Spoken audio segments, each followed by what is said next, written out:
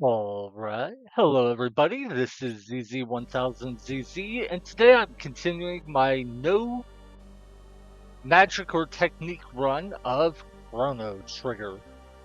At the end of our last stream, we did a little bit of grinding because we had a short bit of time before I wanted to go, and this next boss fight is going to be a pain. Now, because we grinded, our party is level 30, 30, 29. I think we gained like 4 levels or something. I don't know. We grinded for about 15 minutes. See, this guy, he'll let us walk past him, which is weird.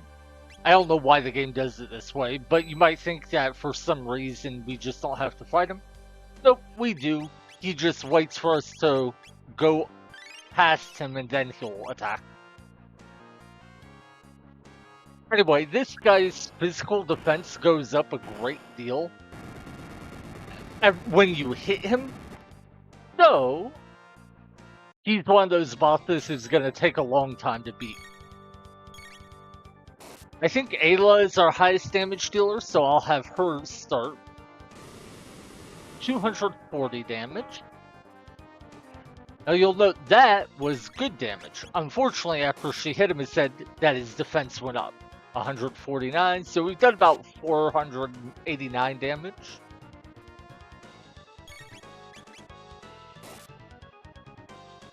And now it really drops. So we're over 550. I think we're at 555. But we're at the point where he's pretty much as tanky as he'll get. So now we just start spamming attacks. The good news is his defense caps out, and so from here on, it won't go up any further.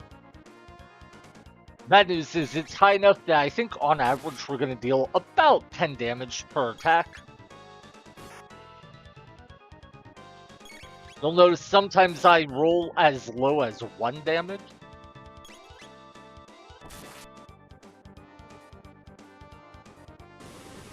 The reason why I say I think we'll deal about 10 damage per hit is sometimes we'll also hit for 15, 20.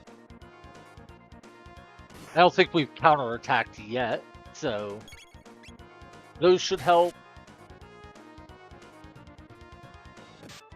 Anyway, I think we've done about 600, 620 damage. Unfortunately, it's hard to track damage on this boss because he doesn't have any clear phases or anything. There's no like turn cycle. It's just hit as many times as you can. Maybe I'm crazy, but I swear I'm dealing less damage than the last time I tried fighting him. And it could just be a set of low rolls so far. But like, we haven't hit for a single attack that did over 20 damage.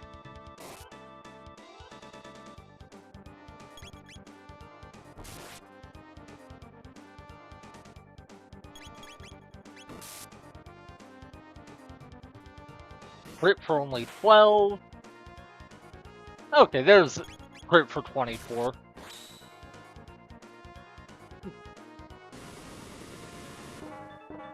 Anyway, if I had to guess, I'd say we're probably at about 700 damage.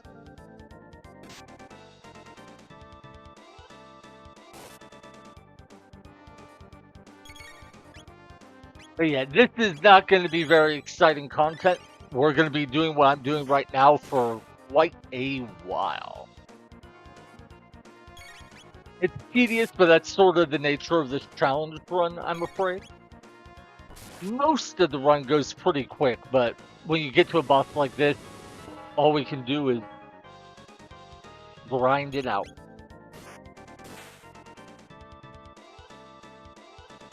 Not gonna lie, part of me is tempted to just go grind a few more levels. But grinding gets boring no matter how you're doing it, or at least it does for me, so.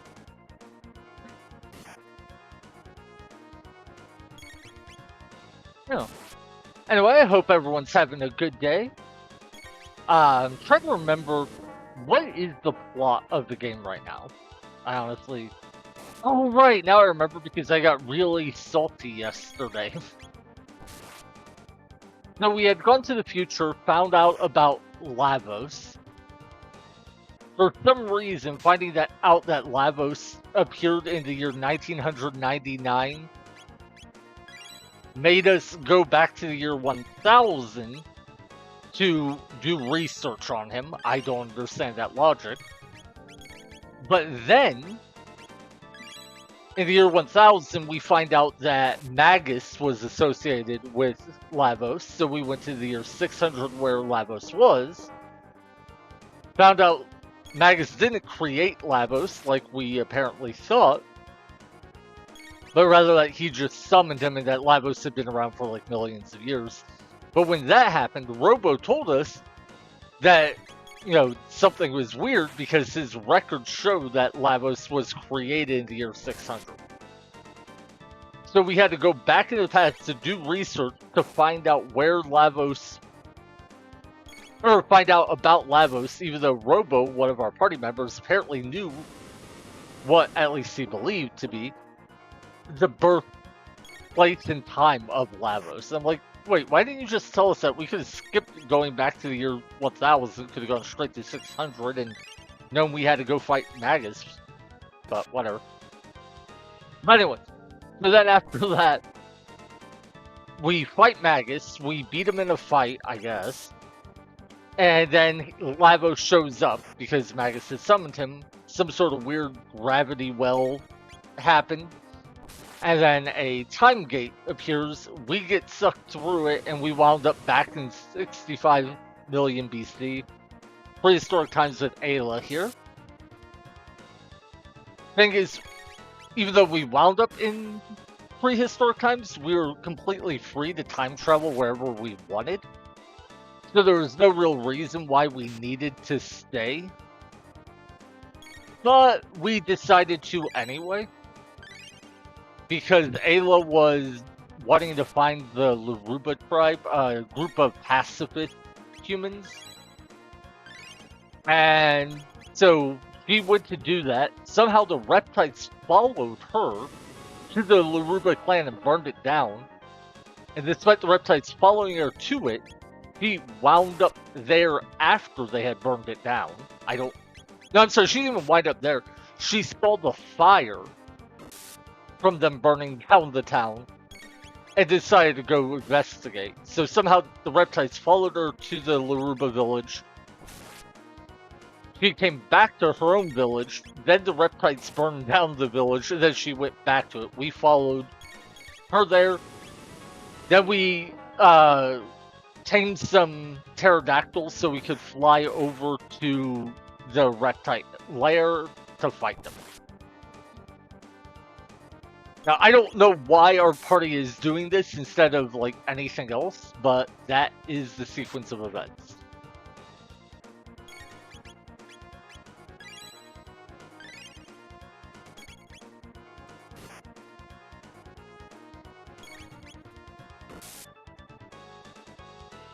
So I've not been tracking my damage at all. If I had to guess, I'd say we're at, like, 1,000, maybe 1,100, but I have no idea.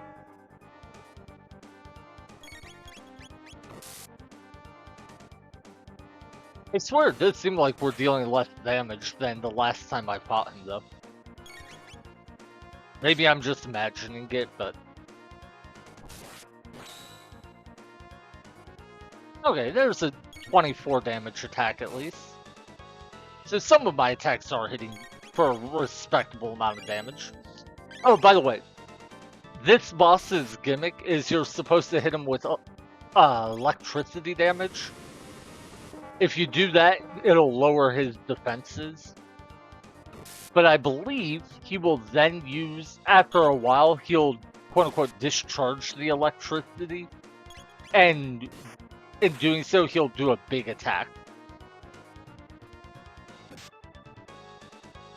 So yeah, my understanding, and I don't know if it's true this fight, there's 2 Nizbel fights. And I know at least one of them works this way, but my understanding is the idea is you're supposed to use electrical attacks to get past the enemy's defense is.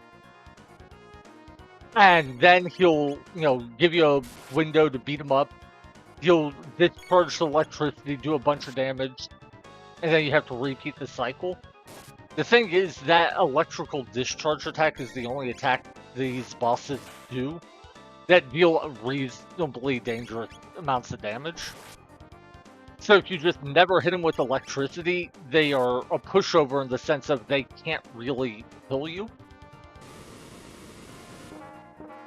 So exploiting their weakness speeds up the battle a lot, but it also is the only way you can potentially lose the battle.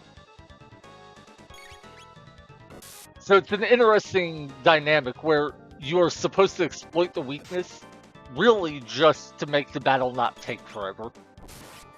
Not because it makes the battle easier, in fact it makes the battle more dangerous. Ugh. So many low rolls on damage, it sucks.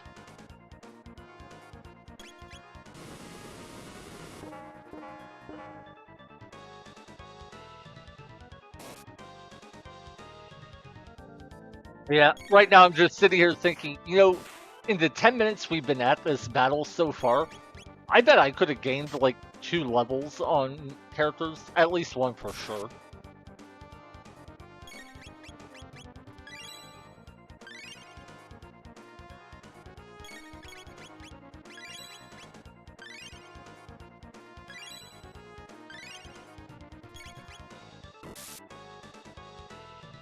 Oh, I should mention, a lot of bosses seem to change their attack patterns when they drop below half health.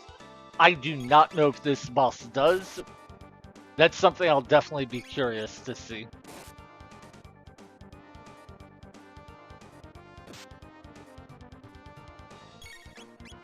Also, in retrospect, I'm wondering if maybe I should have just reloaded the battle until I got a critical hit with Ayla on her first attack.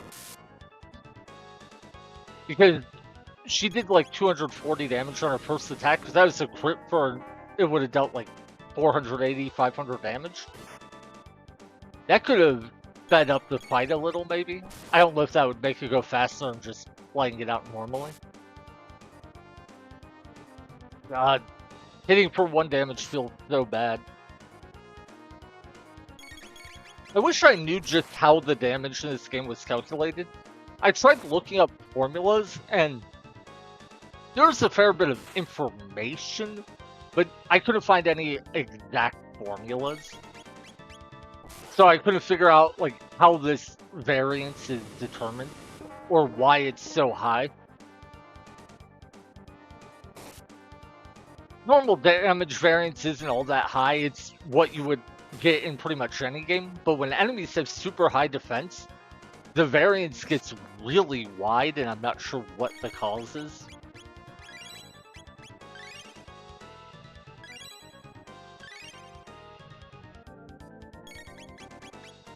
How I wish I had items that healed the entire party. We did have one, it was, I think, called a Lapis, and we used it against the last boss. But if I could buy those from shops, this fight would be so much smoother. I wonder when you can buy them from shops, if you ever can.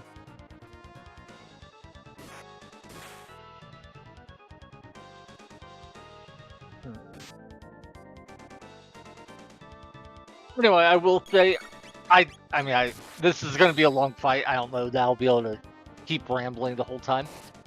But I will say, this is probably not the most exciting content. And if you're wondering why I'm doing this as a stream, because let's be real, who wants to watch this? The reason is I want to document my entire run. That way, one, there's no question that I did it. Can't be like, oh, he probably cheated or something. But two, I can also share information, like if anyone ever wants to know how it's done, they can see it for themselves. That matters a lot more when you're doing like strategies that might be tricky or finding novel ways of beating things. When it's just grinding, I don't think anyone cares, but if you ever, like, if you stream half of a run, or let's say you stream 80 to 90% of a run, but not the most difficult or most tedious or just some particularly special part, people will naturally wonder, well, why did you stream everything but that?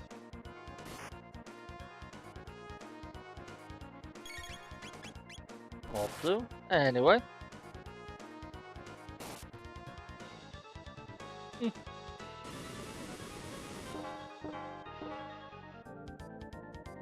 I think I am going to try reading a book a bit as I go.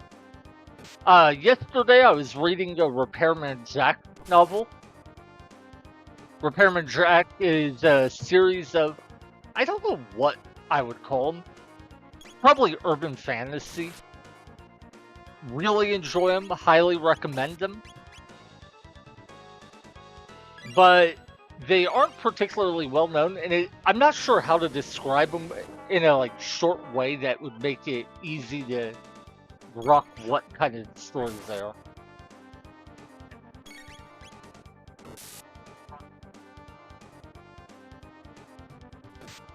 Okay, let's heal up.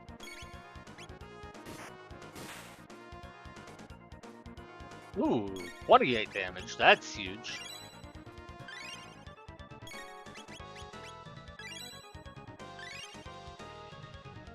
No, I don't even know what the max HP on my characters is right now.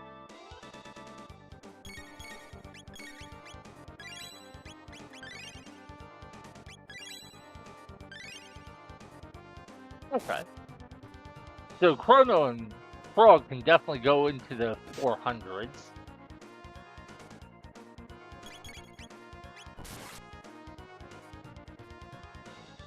$16, not bad. 20, good, good.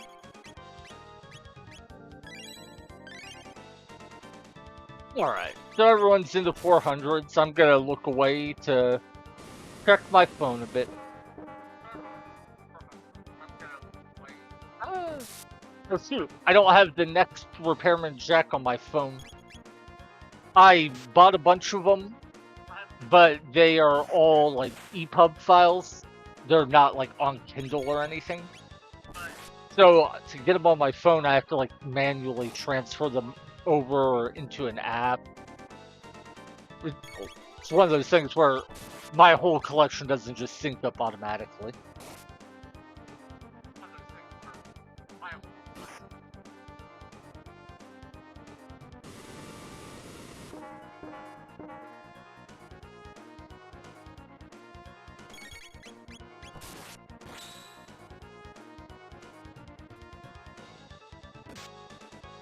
Yeah, it's so weird when the critical hits can deal less damage than regular attacks do just because of variance rolls. I would love to know exactly how that works out.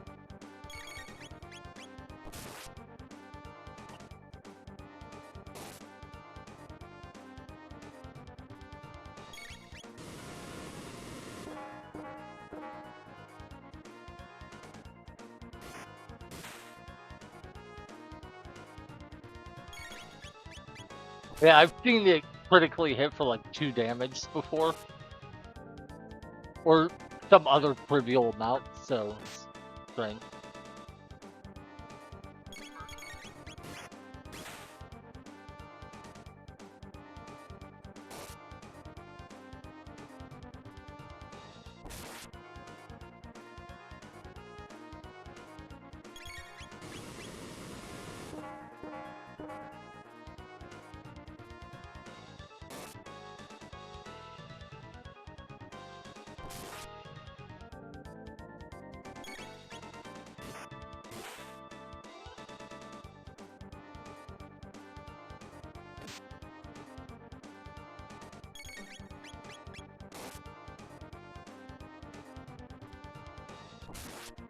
Okay, we need to heal again soon.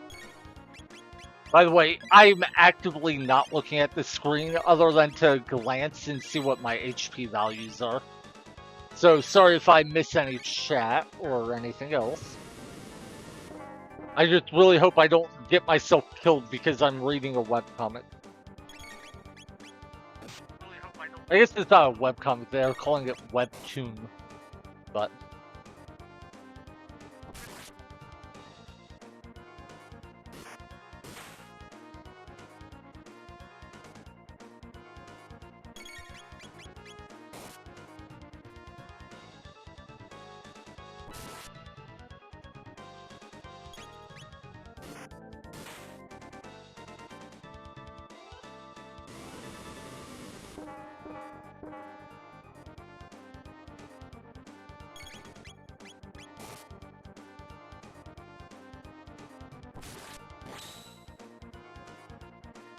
Ooh, 32 damage. That was huge. Glad I glanced over when I did.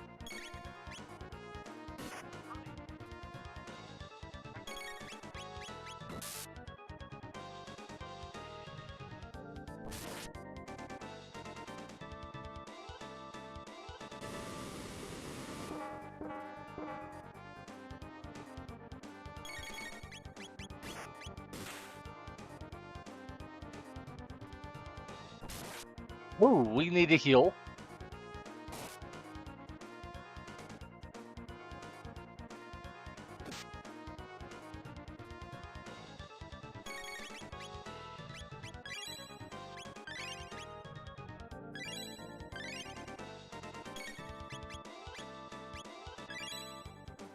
Alright. Let's throw one more healing on Ayla. I wonder if it makes any real difference which characters I attack with and which ones I heal with. I haven't noticed any meaningful difference in their damage, but there might be one. I guess Frog has increased crit rate with the Masamune and Hero Metal combination. I think he should be keeping up just fine despite having a lower power. And I think Ayla's power is the highest, so Chrono might be my weakest attacker on average.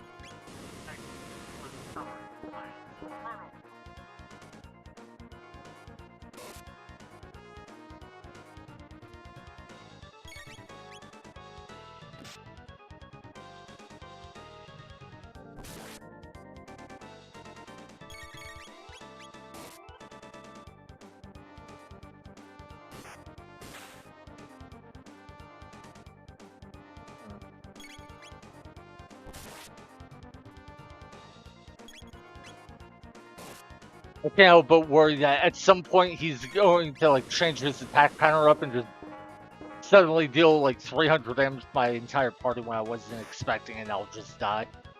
If that happens, I will both be very sad and very amused.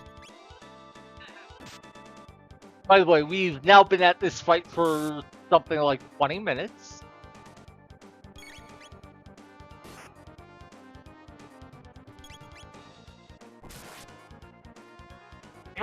We're gonna have another boss fight after this one, I'm sure, and I have no idea how dangerous it's going to be.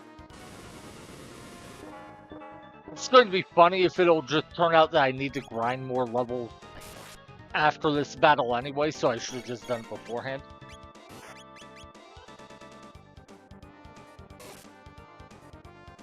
The reason I say there's going to be another boss fight is we know Azala, the leader of the Reptites, is further into this dungeon, and the whole reason we came here is to fight her. So...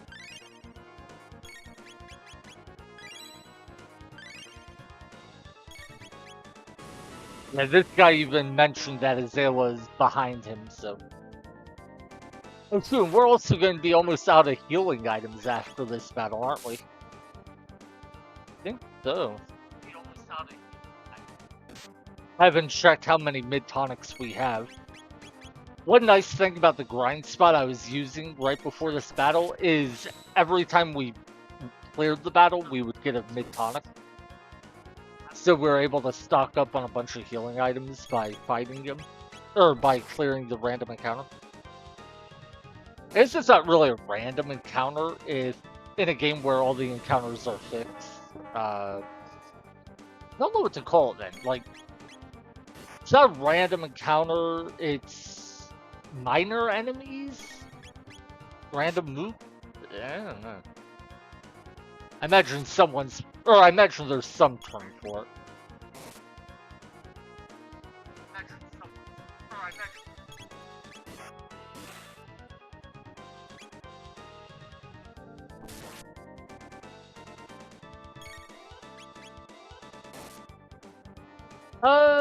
I think we'll use healing items again.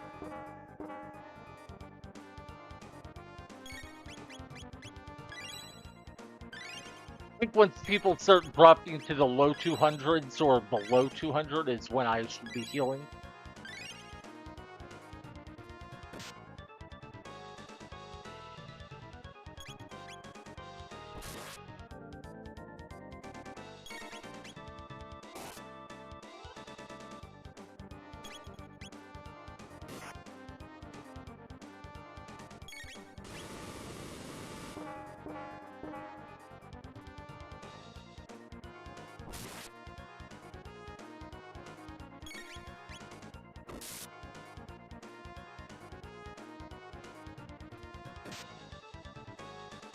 So I still don't know if this boss changes his attack pattern at all when he drops below 50 health.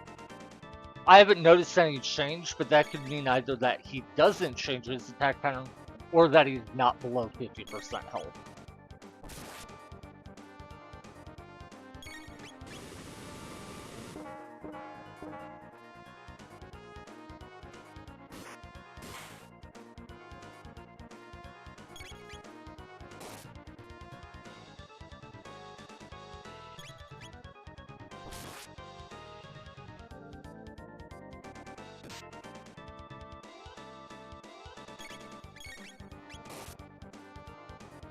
Alright, think it's time to heal up again.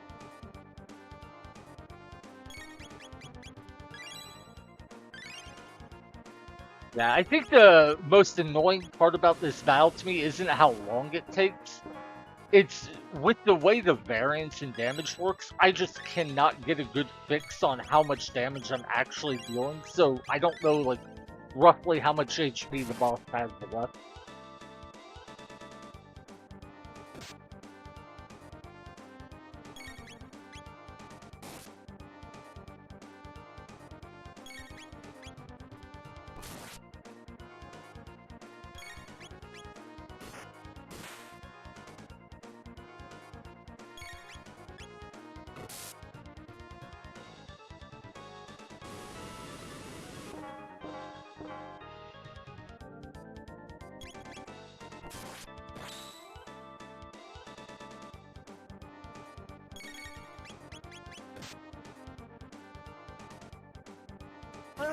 Nope, don't need to heal for a little while yet.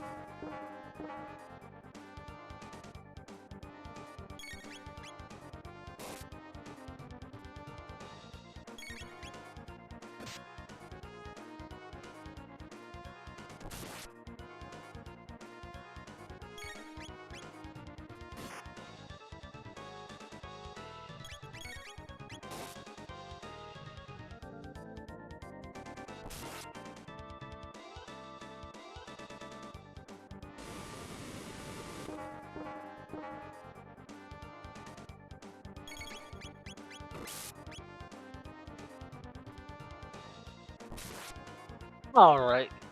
We should heal. By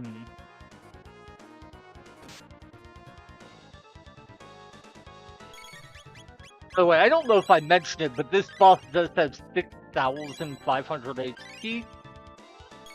So, yeah. We did about 500 damage before his defenses capped out. So that means we need to deal about 6,000 damage with these attacks that are hitting for very little. If I'm right that we're dealing an average of about 10 damage per swing, which feels so weird to say when we just only hit for 1 and 4.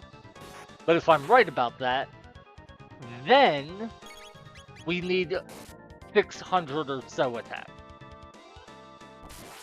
I guess that's what I should have been doing. I should have just been counting how many times I hit. Oh well. We are now at the 30-minute mark. I have to assume he's below half health, just for my own sanity.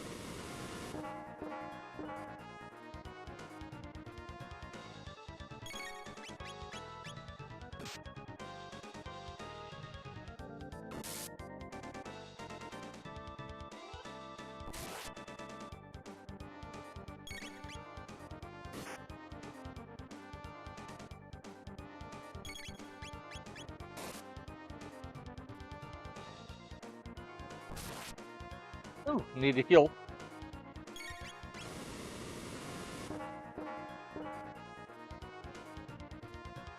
Yeah, if we're not, or if he's not below half health yet, then that means this fight will take us over an hour. And unfortunately, it doesn't take a lot of focus, so I can kind of just do other things at the same time, but still.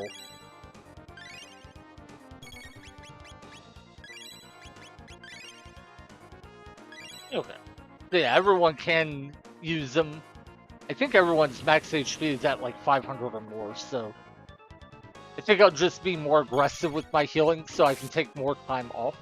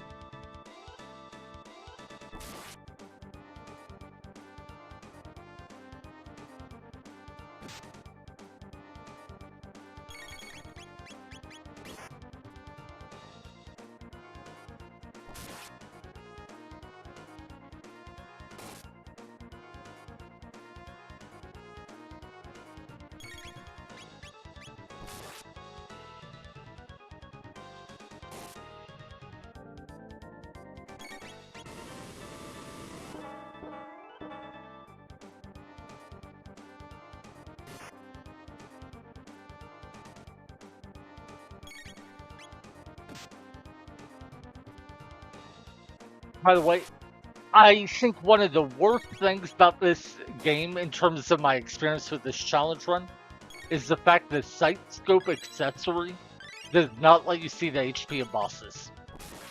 I don't know why they made that decision, and I imagine for most people it doesn't matter. But in this run specifically, with how grindy some of these battles get, it genuinely sucks. Like, be able to just visually see, or be able to, like, always know how much HP the boss had so I could, like, visually track my progress would be so helpful. Well, so did I hit for 32 damage there? So that was a huge crit. But also, that shows why it's so hard to get a good read on my average damage per attack. Because if you can hit for as little as 1 damage or as much as 32, it's like the only way to know the average amount of damage you'll deal is to like get an idea of how often you hit each probability. Maybe create like a histogram or something of the results and then average it out, but... Ooh, 24, nice.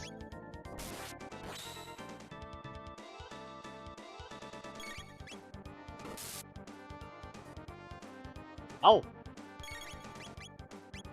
Those 4 attacks in a row did like 80 to 90 damage, I think. So yeah, in 6 attacks we did over 100 damage, I believe.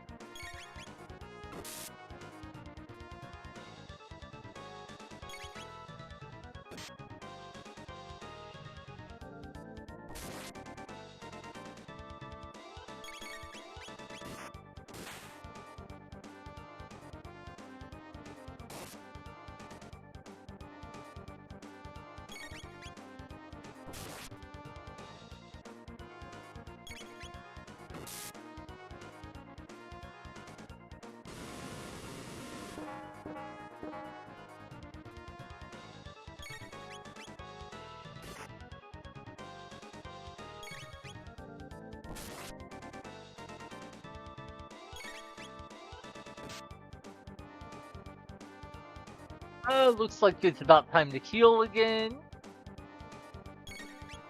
Ah. Wow, we are using a ton of healing items. I really hope we have enough. If we run out of healing items, I don't know what I'm going to do. I'm sure I'll just like go grind another 5 levels or something.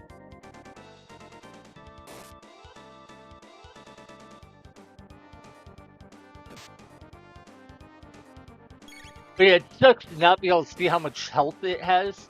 Because for all I know, it could be at like 200 HP. I could be like losing hope, about to give up, and then bam, it just dies in the most anticlimactic way ever.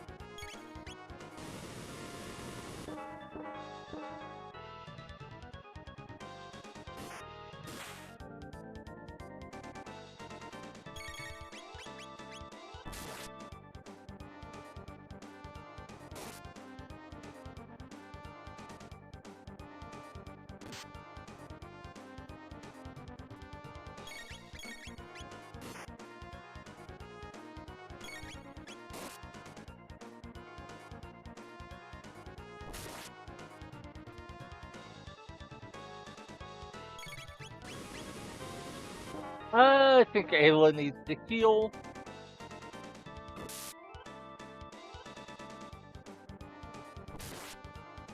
Wait, if I need more healing items for the next boss fight, I would have to run all the way back to town, which means dealing with all the random encounters of this dungeon again. That sounds so miserable. I don't want to do that. Well, that or go fight the enemies that I was grinding before this boss battle. I did pick up like 30 mid-tonics off them the last time I fought them.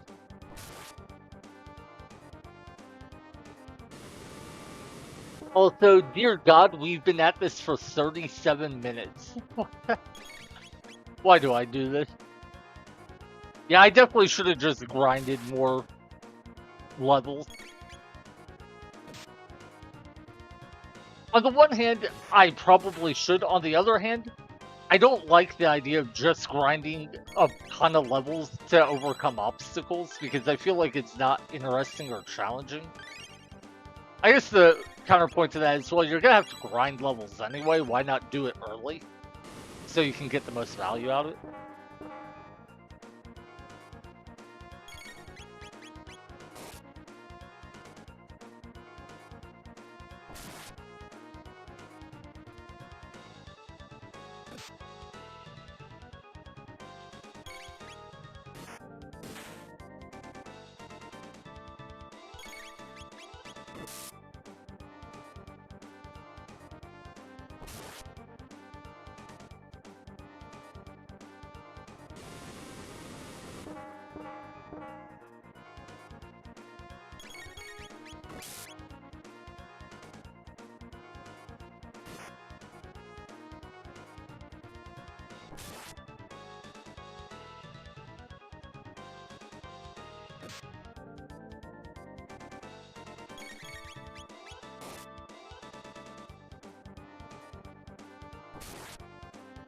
And alright.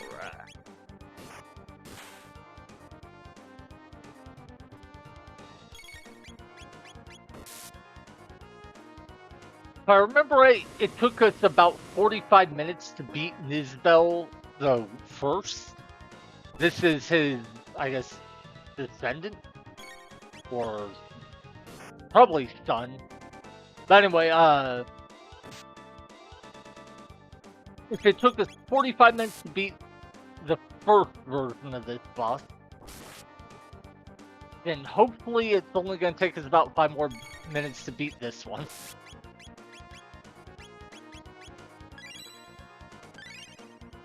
I know there's no particular reason the two fights should take the same amount of time, but I'm hopeful.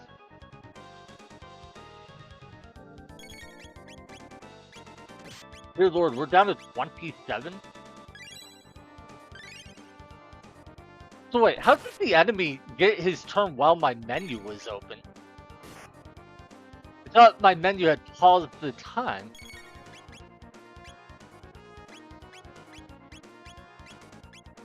Yeah, it's weird. Yeah, time's not advancing. Oh, I must have accidentally backed out of the menu for a moment, and that's when it got his turn.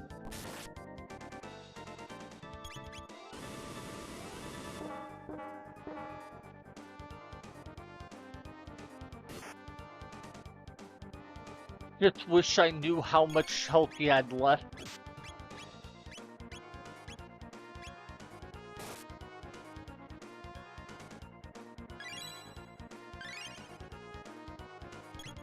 We've been at this for 40 to 41 minutes.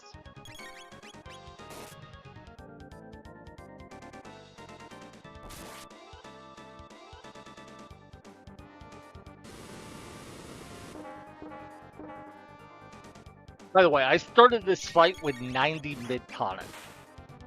That should give you an idea of how much I've had to go through. I was that, what, like 30-ish? So we've burned through something like 60 of them. The frog needs to heal.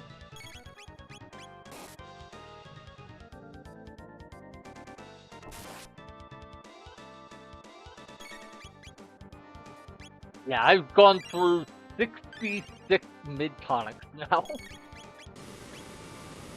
Which means I've had to heal for, what, like 13,000 health so far this fight?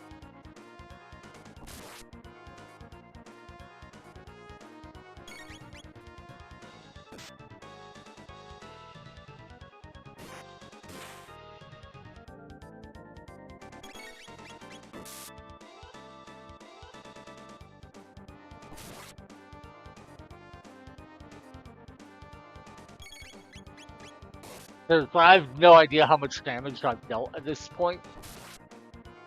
I have to assume he just doesn't change his attack patterns when his health gets low. I don't think the original Nizbel did either. If I remember right, we noticed that instead of changing his attack pattern, he just stopped walking around the screen.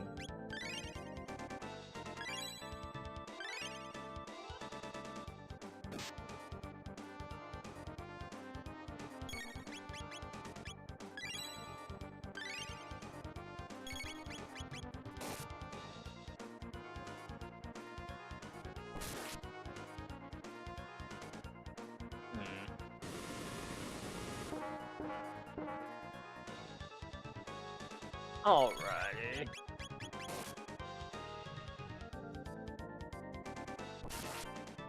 Wonder if there's a game speed setting. A lot of RPGs have it where you can increase or decrease the combat time. Or the combat speed. So, like, your bars feel faster, but so do the enemy ones.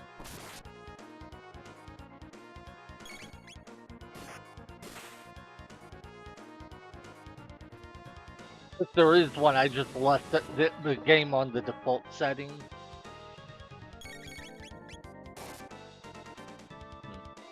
Anyway, we are just gonna grind this out until I run out of mid-tonics. If it turns out we can't kill him before I run out of mid-tonics, then I'm not gonna try to win while healing with regular tonic. Because even if it's theoretically possible to do that, it would be such a nightmare. Well, I shouldn't say I won't try, but I don't think it would work, and I mean, I might give it a try to see how smoothly it goes, but my guess is if we do run out of mid-tonics, the fight is a loss.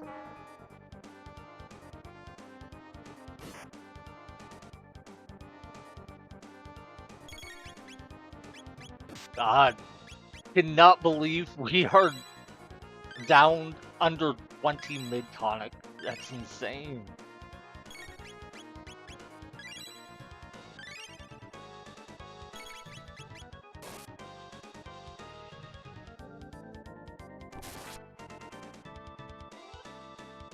Yeah, in retrospect, I wish I would have grinded at least 9 more fights before fighting this boss to get 9 more mid-tonics to max out our inventory.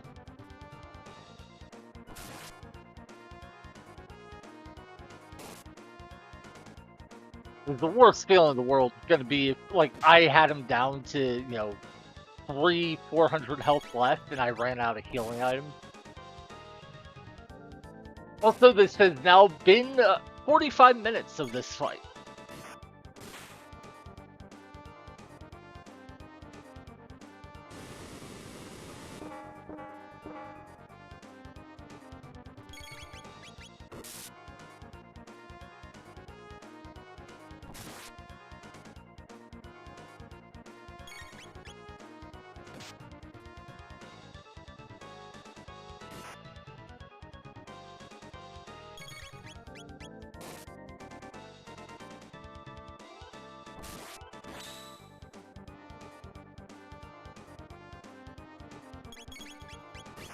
Wait, did he look different there? I swear it seems like he did.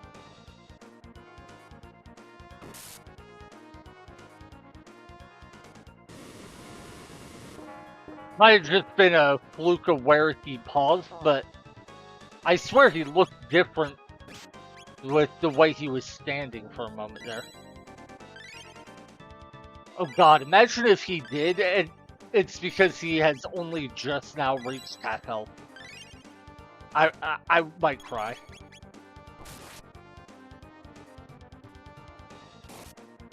No, I think what happened is he was going to use this single target attack on the character, and so he turned to face Frog, like, to get ready for the single target attack, and I just wasn't used to him. Okay, no, maybe it's because he gets hit, he turns to face to hit him. Yeah, when he turns to face Frog and turns to the right like that, it just looked weird to me. I think that's all it was.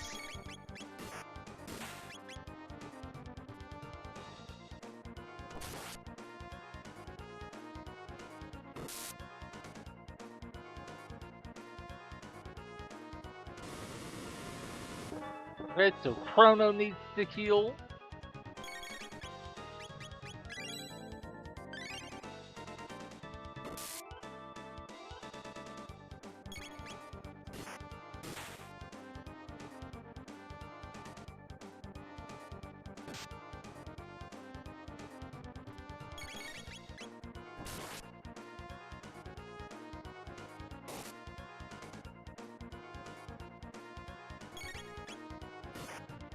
Oh my god, we're getting close to 50 minutes on this fight. Now there's the thought.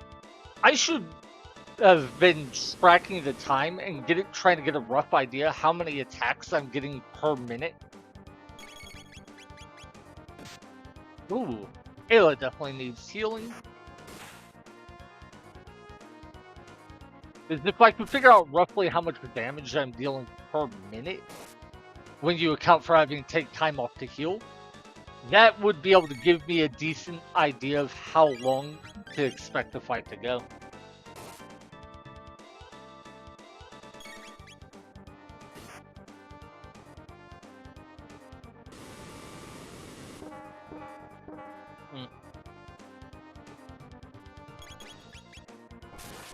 I think we're well beyond the point of that mattering, but if I would have thought about it, I might have done it at the start of the fight.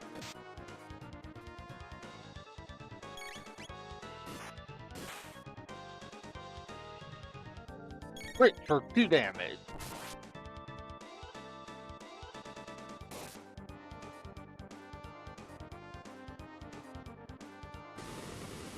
Alright, we heal everyone.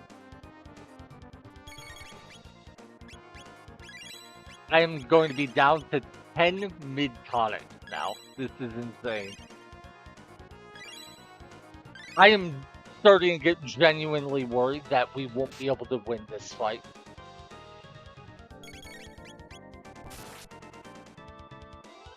I never thought it would come down to just not having enough healing items.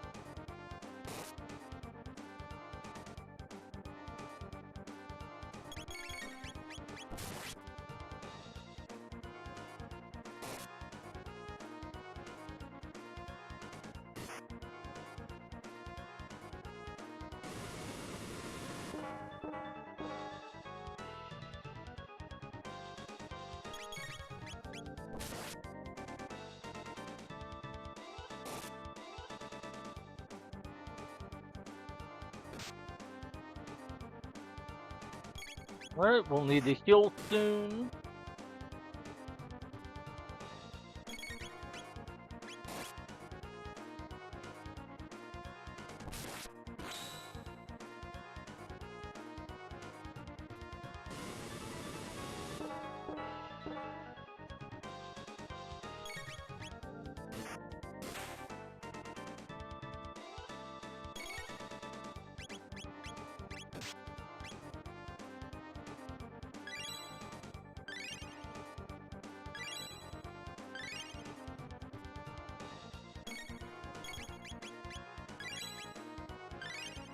He looks so weird to me when he turns to the right like that. I think it's just because he spends so much of the time facing up that it just looks out of place. That said, I did just hit for 34 damage with Chrono, so that was something. I think 34 damage is basically what? Half a percent of his health. So 200 hits like that would be enough to kill him.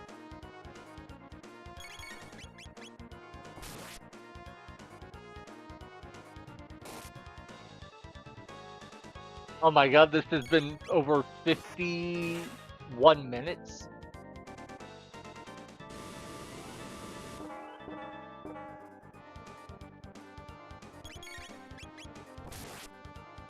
Crazy to think I could put this on 10 times speed after recording it, and it would still be 5 minutes.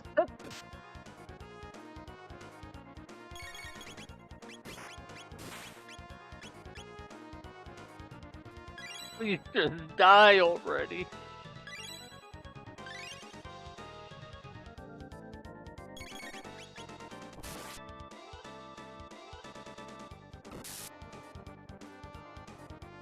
Yeah, it sucks so much not having even the slightest idea how much HP it has. Well, I shouldn't say not having the slightest idea. I know I've done a lot of damage. Like, I have no real idea how close I am to winning this fight.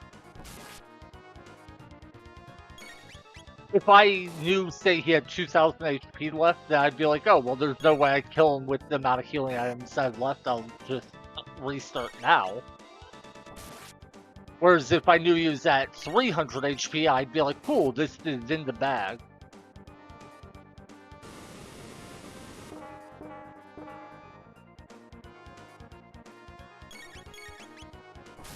I guess we should heal everyone now. Yeah. But we're... they're so close to being out of healing items, it's insane.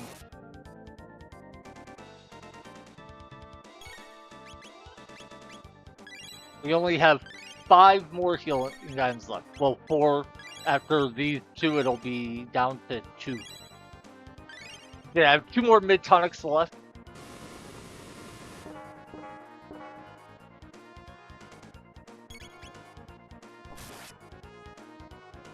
It's interesting that we can go almost a full hour of this fight with just healing items keeping us, like no healing move technique. But,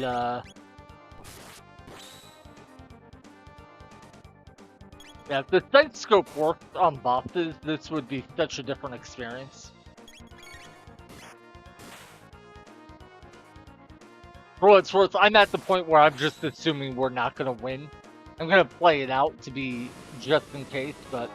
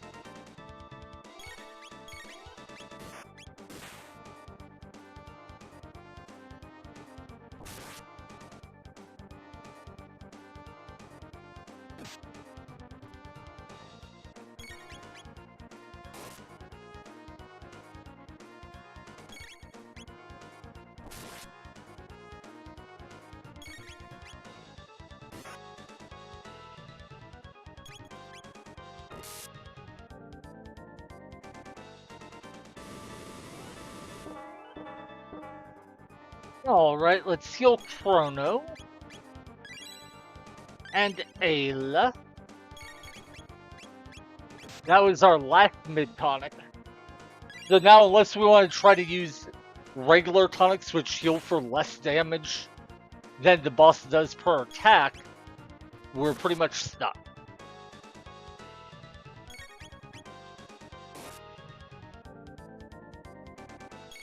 Also, it has now been 57 minutes. Why do I do this? I don't know.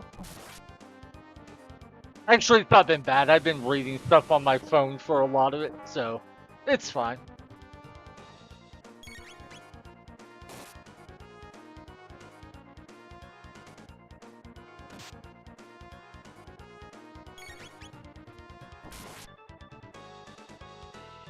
But for the record, this shows why I don't think this boss could ever be classified as hard, per se. Because we've been able to survive an hour just using healing items that are pretty cheap in the store. Mid-tonics are 100 gold apiece, which means 90 is 9,000 gold. And you can get like 1,000 gold worth of items, or you can get like 1,000 gold from a single fight, yeah.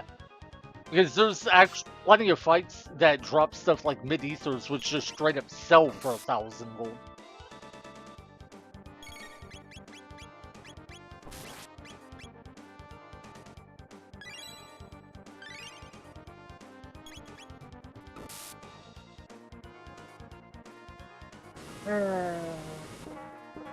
Yeah, see that attack right there requires everyone use a regular tonic if I want to out-heal it with tonics.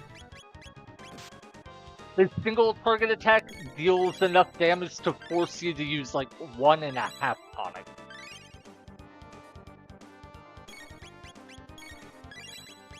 I guess we've been at this long enough, we might as well try using tonics to heal up.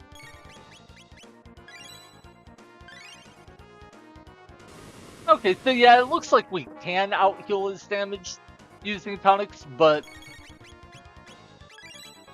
by such a small margin, we barely get any damage in the process.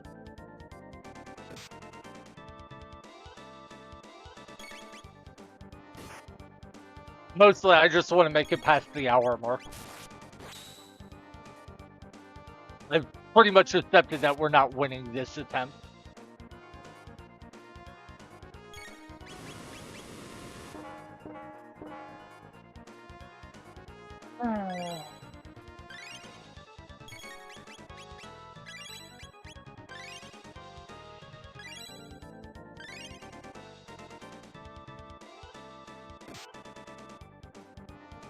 Alright, let's give everyone a bit more healing, then we'll go on the offense again. But yeah, as you can see, relying on tonics that out-heal his damage just isn't viable. Because even if we keep ahead of his damage, we get pretty much no damage back.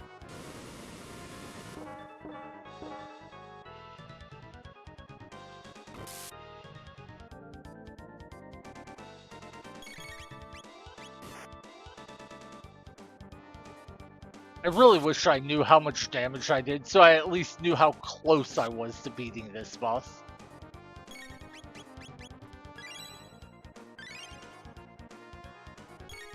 Anyway, we just accept our defeat. He's beaten us. We'll go ahead and we're gonna stop using tonics and just hit him now.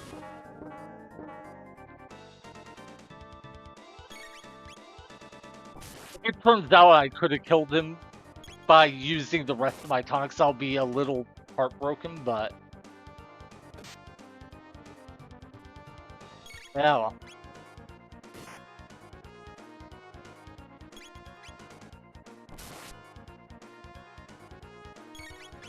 I'm using one tonic here just because Chrono is so much lower than the rest of the party.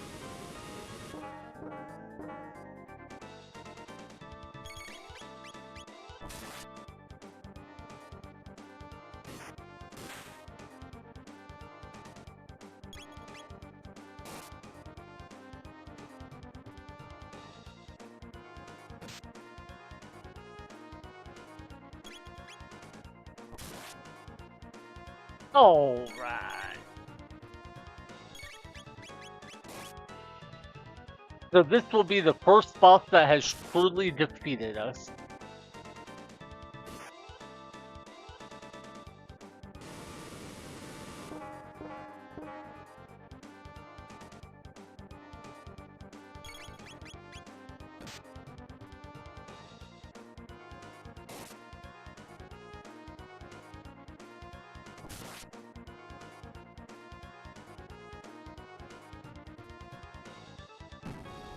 Well, Frog is dead, and wait a second. Am I crazy, or did he use a different attack there at the end? I thought he did some sort of earthquake attack I had never seen him do before. Oh. Well.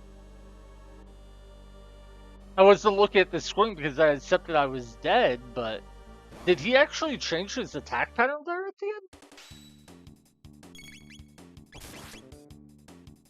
Oops, I got that backwards. I meant to have Chrono attack the volcano, but it's fine.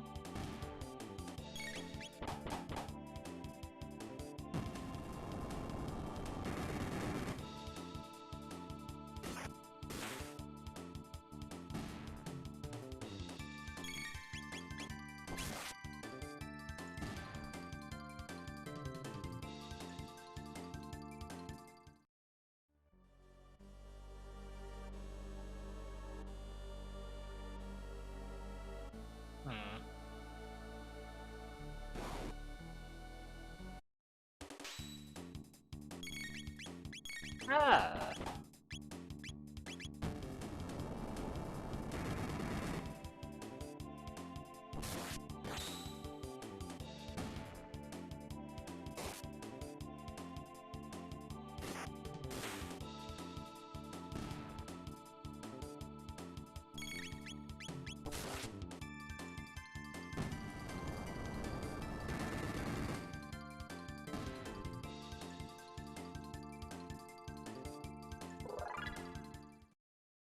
Now we have to decide how many battles we want to do for grinding.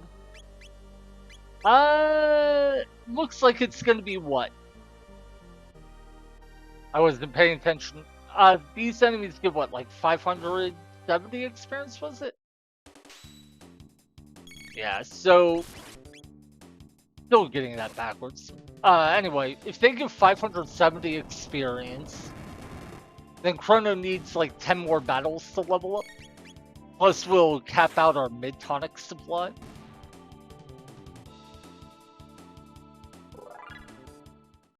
So do we want just one more level on? Yeah. Yeah, so everyone gets one more level with 10 fights. I mean, they don't even need that much. I think they need like 8, but... Question is that enough for me, or do I want to go overboard and grind a bunch? Because this boss kicked my butt so bad.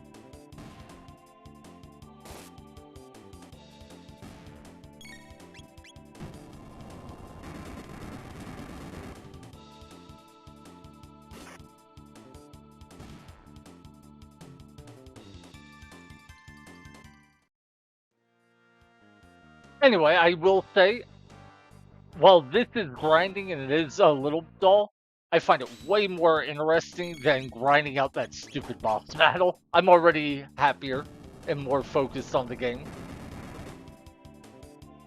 But, oh.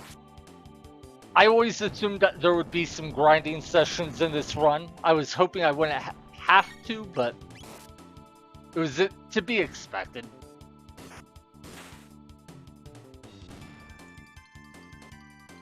So let's see, if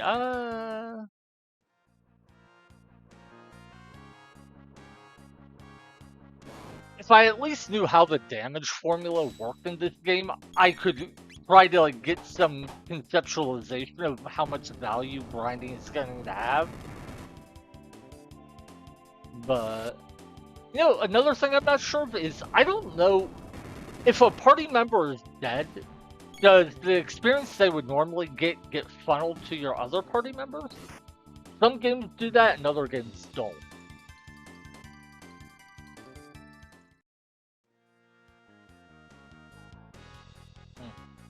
Anyway, let's see. When we had 99 mid-tonics, or no, I'm sorry, we had 90 mid-tonics, we were able to last an hour.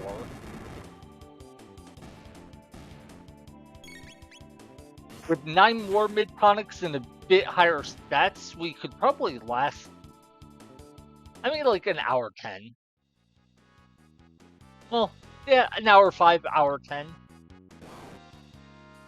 So how much of a difference would having another 5 to 10 minutes in the fight make? I don't know.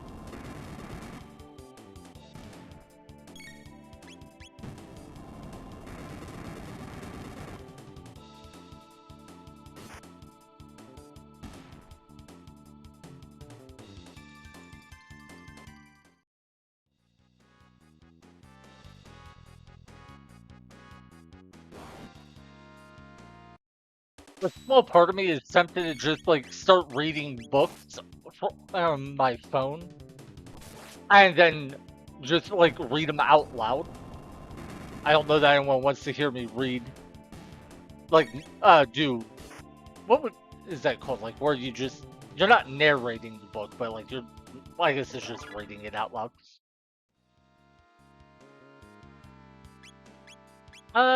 Okay, so we have done at least 9 fights.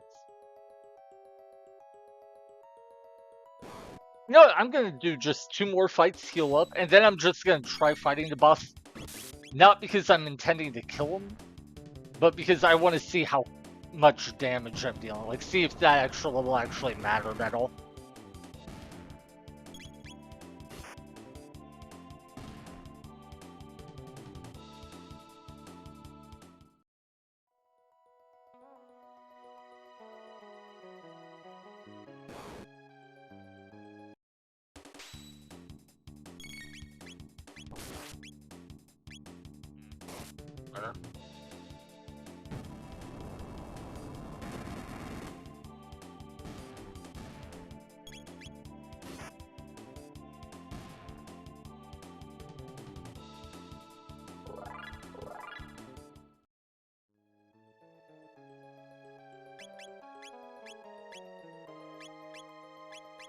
Yeah, every time they level up, their stats go up a bit.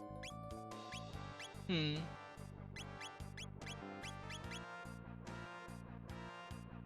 we're not gonna actually try to beat this boss. I just want to get an idea of, did that leveling up actually affect how much damage they deal?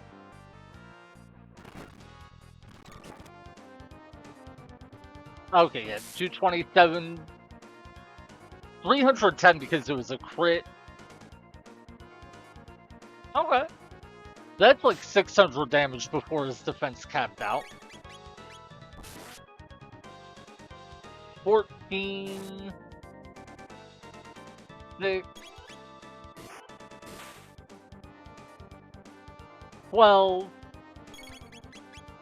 So yeah, it doesn't seem like it really changed the damage because we're still rolling as low as 1.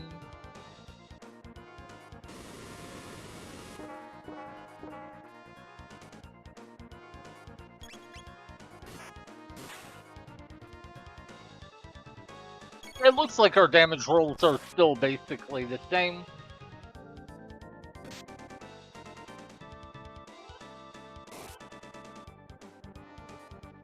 And we still get a lot of those 1 and 2 damage rolls.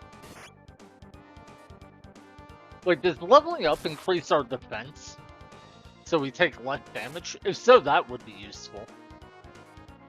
I wasn't looking at how much damage he was dealing to us. No, that didn't seem to have changed.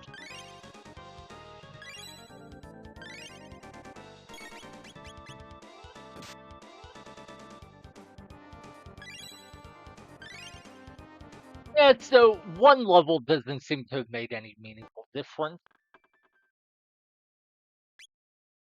So let's grind out, what do we need? 10 more battles for, no wait, 11. Because Chrono needed like 30 more XP after the 10th battle. Alright.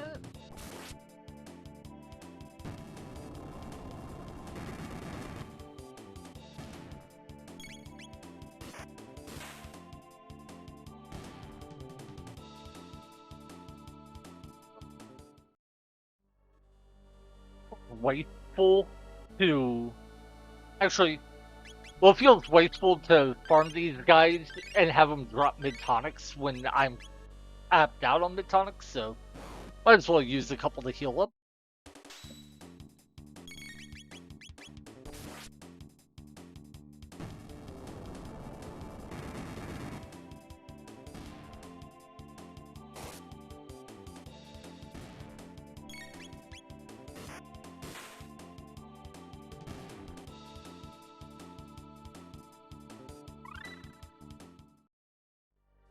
Hey, Chrono learned a new move that we will never use.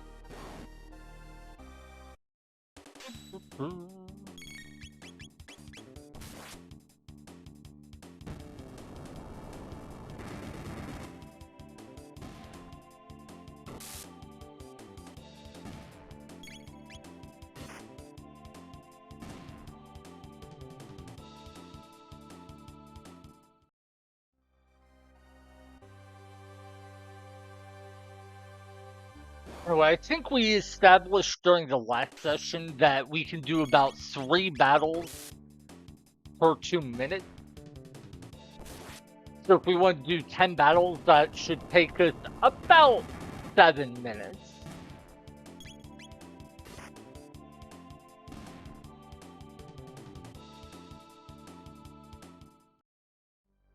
And let's see, we spent an hour failing to beat that boss, so we had spent a whole hour fighting these guys. We would have, we would have instead gotten what? 90-ish fights in. So we could have gotten something like 15,000, no, that's not right. 500,000 experience in the amount of time that we spent fighting that boss. Yeah, so instead of wasting an hour fighting that boss, we could have gained like 500,000 experience. That would have definitely been a better use of our time.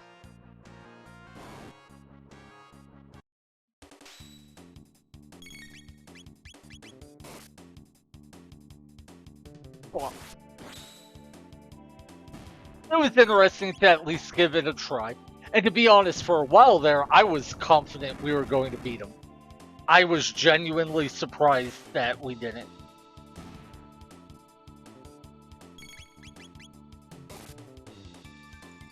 So 2 crits kind of messed up the kill pattern on that fight.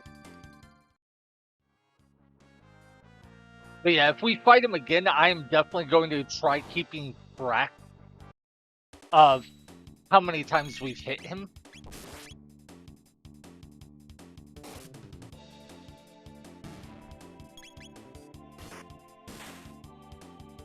That way we can at least get some rough approximation of where we're at in the fight.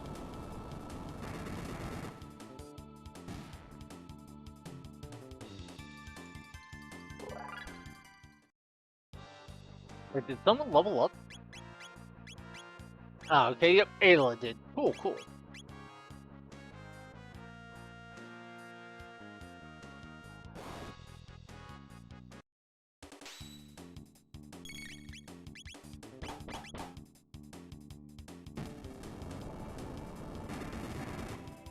I guess another option would be to use the emulator speed up function, and I think I am going to do that the next time I fight him. Because let's be honest, we've already established that we can clearly survive his attack patterns. And, like, using the speed up function isn't going to change anything about the fight. And I am clearly willing to take the time to grind the fight as long as I need, so. Yeah. I think that's what I'll do. Next time I'll just start spamming the speed up feature.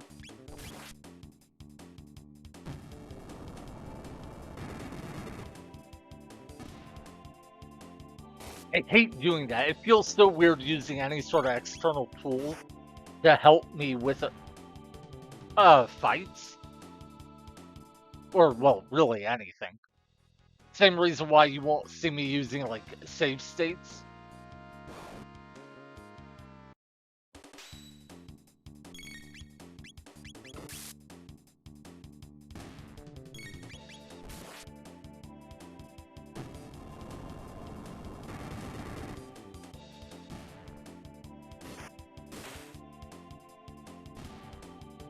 But hey, you know, I just realized there's another benefit to grinding.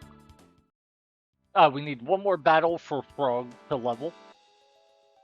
And that's with, if I get my party member max HP higher, it means it'll be much easier to just spam healing. Like, as soon as my characters get to, like, 100 HD, I can just take 2 full rounds of healing, and it won't waste any of the healing from the items. Okay.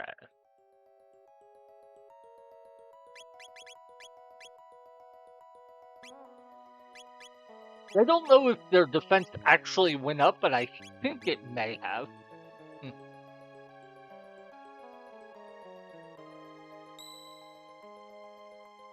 Let's use a shelter to heal the fool.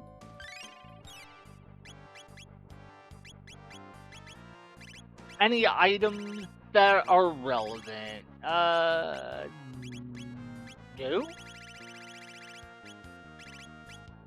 Alright.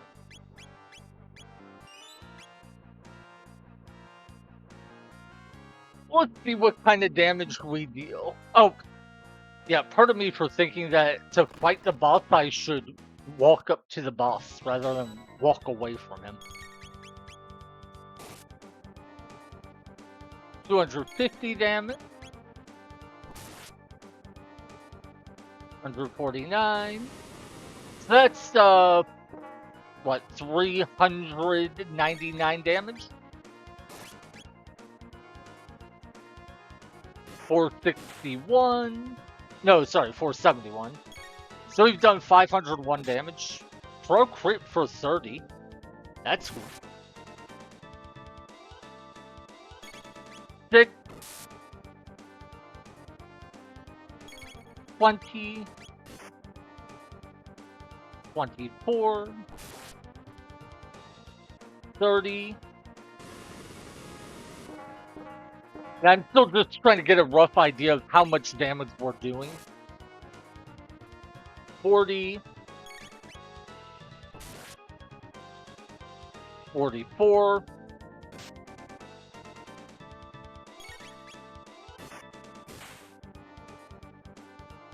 54. 65. 73.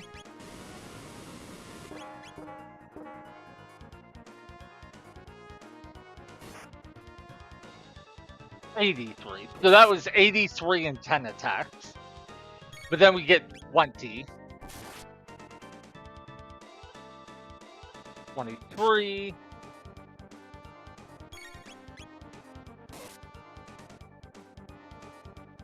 25. 26.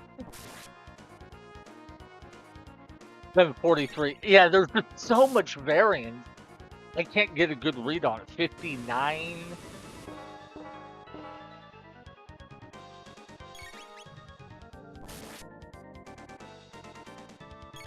75, or yeah, 75, 90.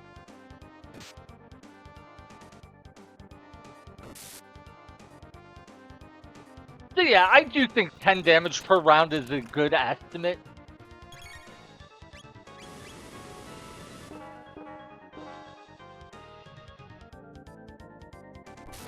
Let's have everyone use mid-tonic.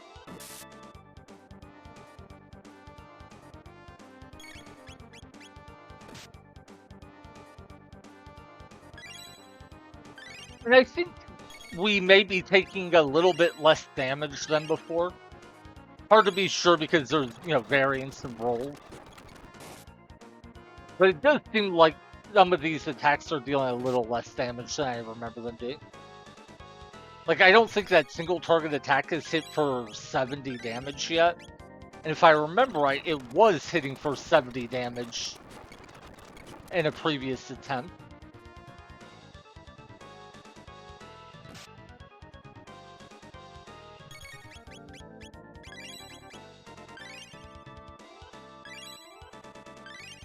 Yeah, this feels so much better when I can use the speed up feature. But hey, I'm okay with using the speed up feature basically in the sense of I already did it the legit way once. So feels a little less like cheating. Anyway, we want to heal everyone up some more, and then we'll go ahead and speed things up again.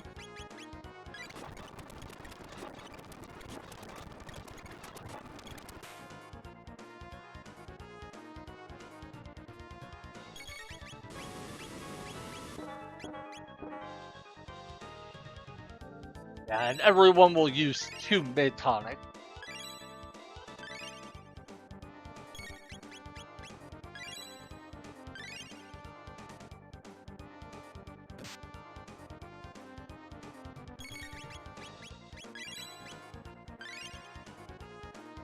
Alright, now Frog needs one more healing item, and then we'll go back to speeding things up.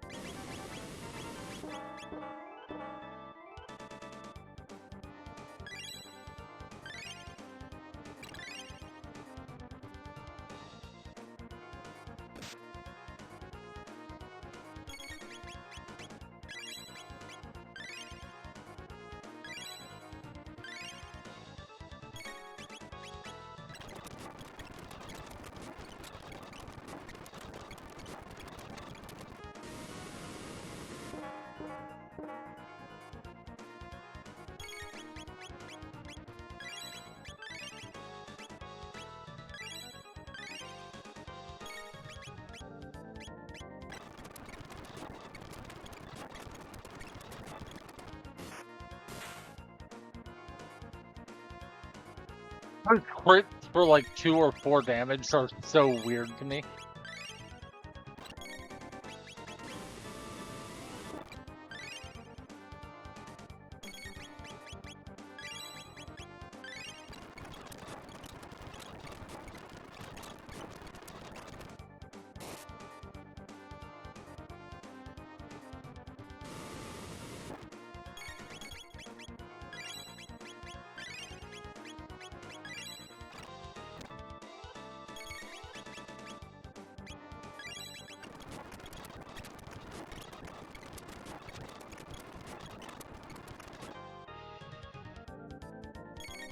Alright.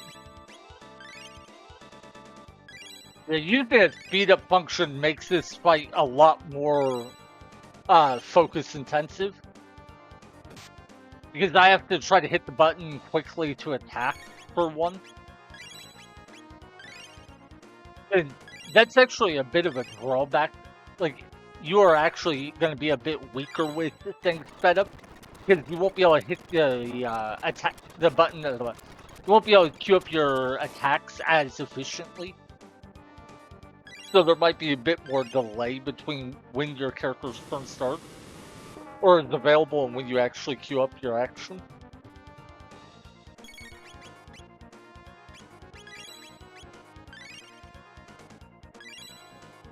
That's a small price to pay to make the fight nowhere near as miserable as it was before.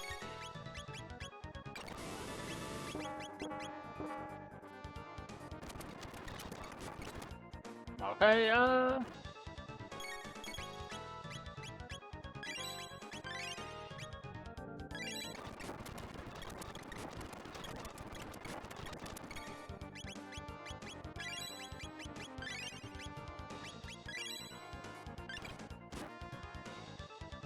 then you also have to be mindful of, like, when you're speeding up and when you slow it down.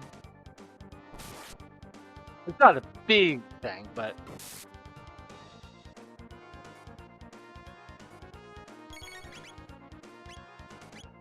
Huh. Yeah, I can't tell if we're playing less efficient, like, so, well, we're obviously playing a little less efficiently by using the speed up feature, but I don't know if that's affecting how much we're needing to use healing items, or if this fight is just going by a lot faster, but we're already below half our healing item stock.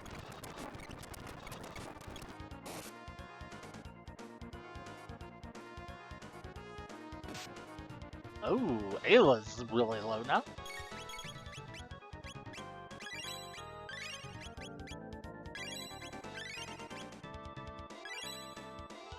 Okay.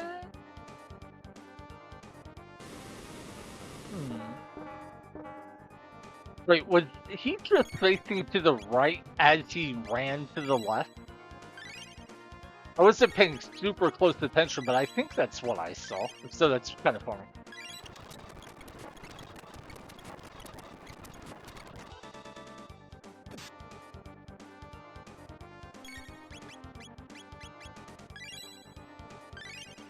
Alright, we want to heal Chrono and Frog.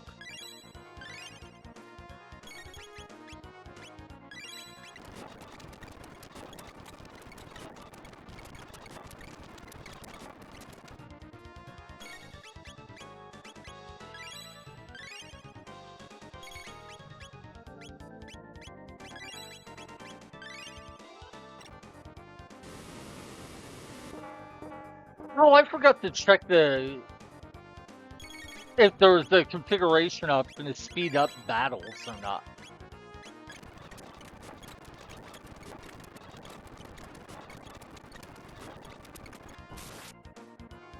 We definitely should have slowed the game back to normal pace sooner so I could kill Frog. He might die here. Yeah, look at, he runs like up and left while facing to the right. That's so funny looking.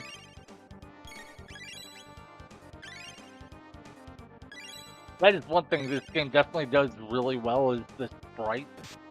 They are all very expressive and cool looking.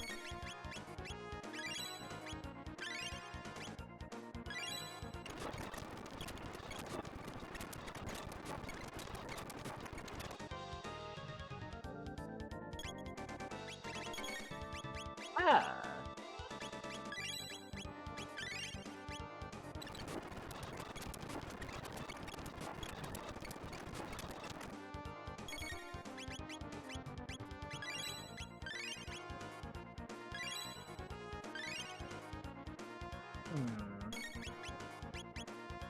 Yeah, it still looks like we won't be able to beat this boss.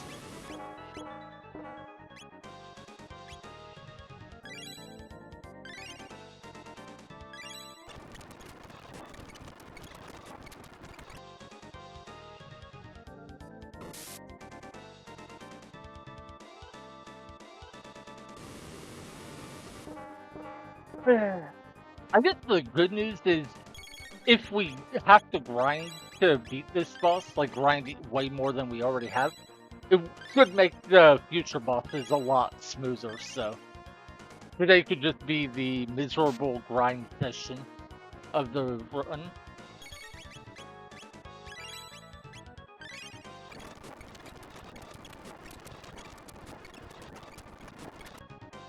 Yeah, if we had access to items that heal the entire party, it would be such a game changer for this run. Also, I mentioned before I didn't think we had seen the single target attack deal 70 damage. We just did.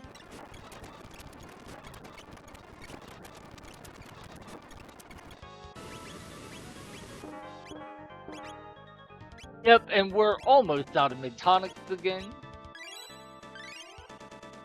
And I think this will have only taken us like 15, 20 minutes instead of an hour like before.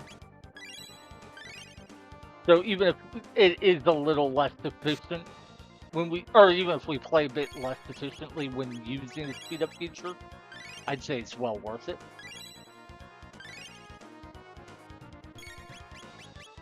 All right.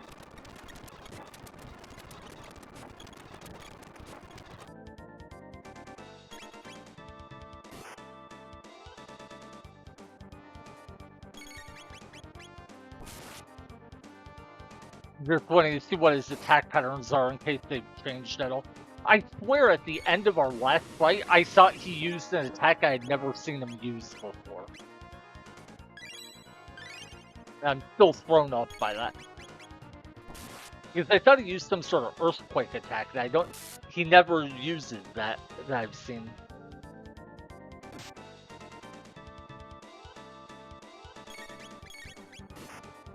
Because all I ever see him use is the single target attack or the one where he runs around hitting the whole party.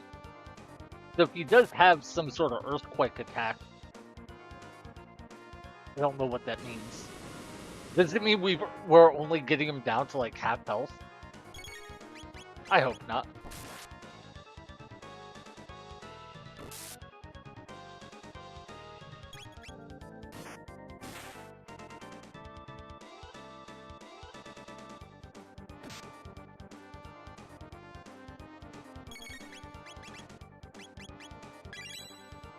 Yeah, so this is another loss, I'm afraid.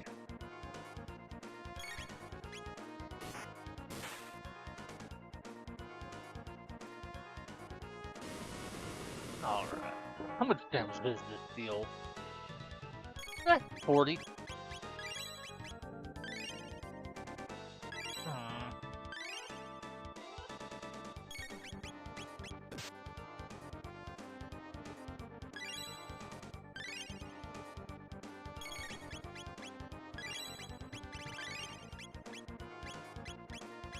Just out of curiosity, I think we've accepted we are not going to win.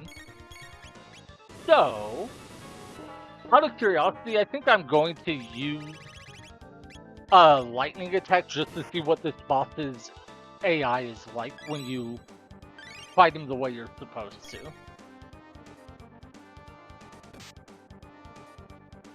Plus, it might be a way to get an idea of how close we actually were to killing him.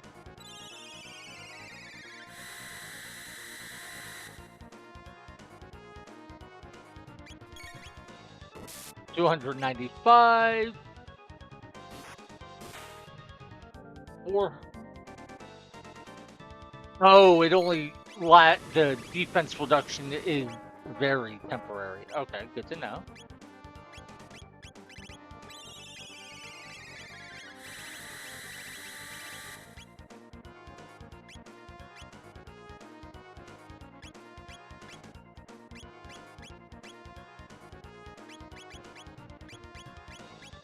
Why can't I use Tailspin? Weird. So that was like 700 damage that we've done. Another. Oh my god. So we were 800 to 900 damage away from killing him. Okay. So he starts at 6,600 HP, and we got him down to under 1,000. That's a good sign.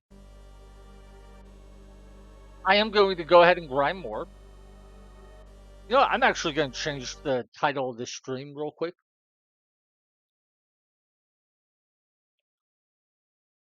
Uh, Wait, is this part 5 or is this the 6th stream? I don't remember.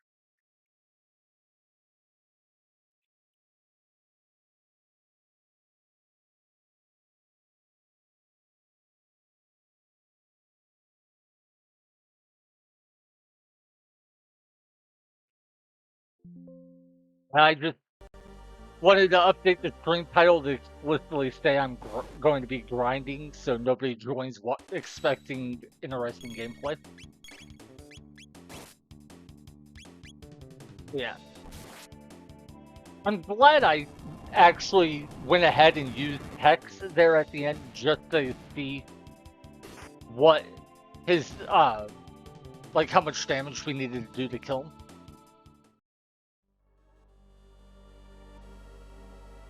Because the first time we fought him, a big problem I had was I had no idea how close I was to beating him.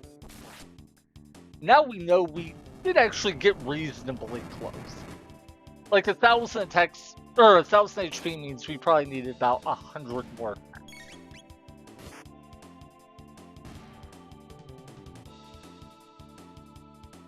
And honestly, I think we could do that if we just didn't use the speed up function and with the inefficiencies it introduces.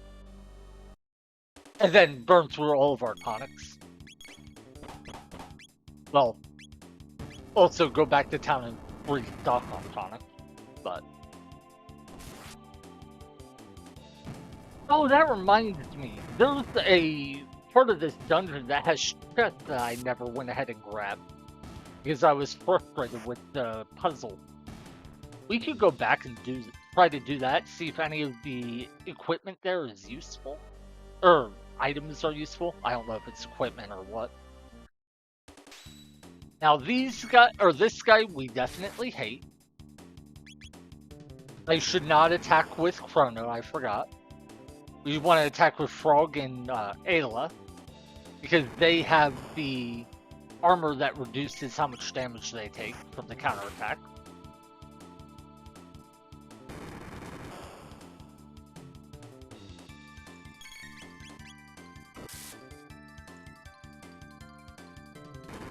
If I remember right, they weren't doing anywhere near this much damage to this enemy the last time we came through here.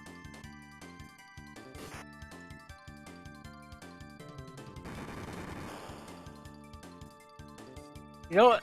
I was going to go back and try to see what items I missed, but I forgot how much I hate this fight. And I can't run away from this enemy, and there's like 8 of them that we would have to fight to run back down there. And then run back up. Might even be more than 8. And we do have unlimited mid-tonics, so it's not like healing is an issue. It's just, the counterattack takes so long and deals so much damage. And then, of course, the boss has that stupid... Or not boss, but the enemy has that stupid attack that automatically sets someone to 1 HP. Oh my god, so Frog dies. Whatever. Honestly, I'm not gonna even resurrect him.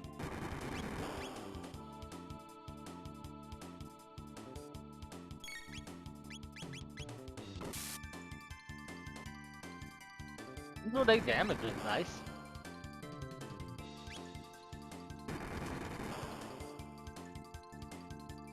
Yeah, I had forgotten just how much I hated this fight. But as soon as it started, I'm like, oh yeah, now I remember why I quit trying to solve that stupid puzzle.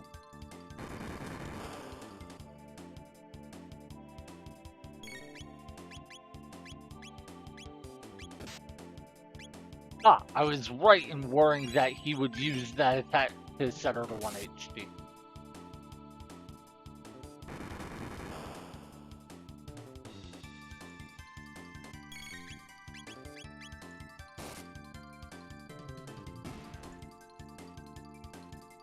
Yeah, never mind, I'm not running back to that dungeon. I do not want to fight like 8 of those, or however many I would have to fight.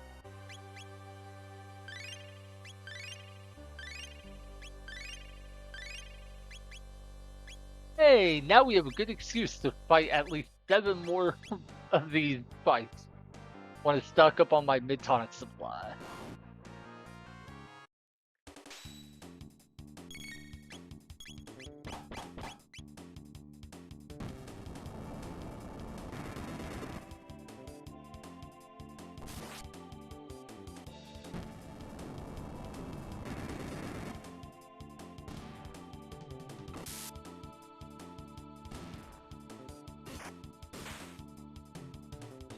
Now the funny thing is, while it'll, in a sense, it'll be like, man, I spent so much time grinding. I hate that. It's such a lame way to overcome a boss.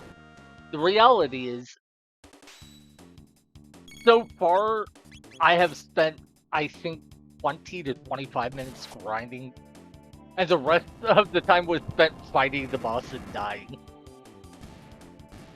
So in a very real sense, I'll, like, even if I grinded the rest of the session, it would be, like, I would have still spent more time just trying and failing to beat the boss than just grinding levels.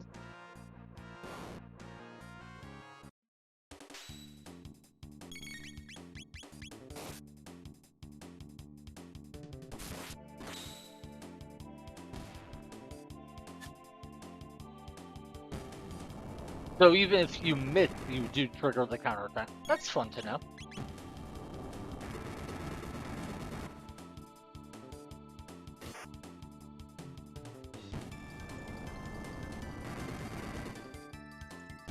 I still think this is such a cool enemy design.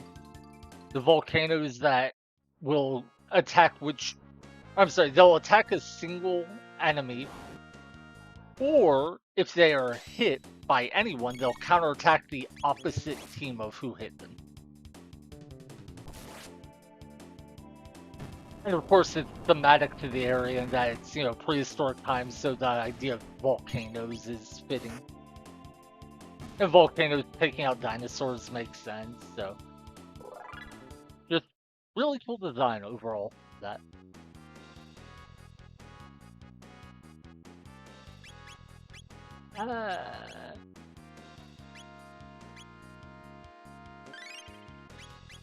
Sure, let's just kill everyone a fool real quick. Oh no, I need 6 more mid-tonics now.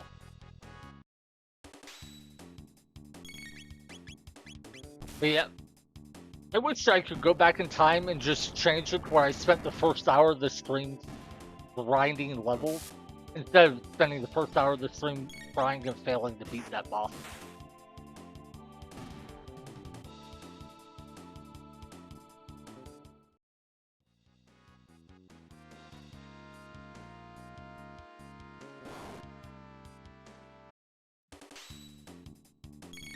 I'm just thinking what I want to do is spend 15 more minutes after this grinding levels. That way I'll have spent 1 hour trying to fight the boss, 1 hour not grinding, but like an hour combination of grinding and trying to refight the boss and failing and whatever. And then refight the boss again. Basically, I grinded for 15 minutes yesterday. So far today, I think I've probably grinded 10, 15 minutes. So if I do it for another, say, 10, 15 minutes, it'll be like half hour, maybe 45 minutes of grinding. And I think that's a pretty reasonable amount of time.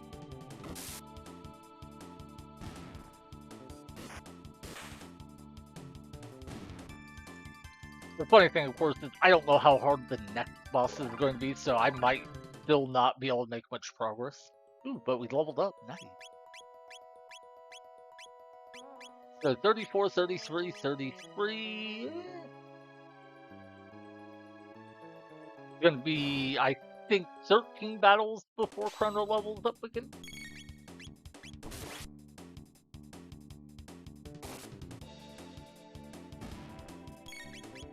But yeah, Ayla's damage is definitely outpacing everyone else's.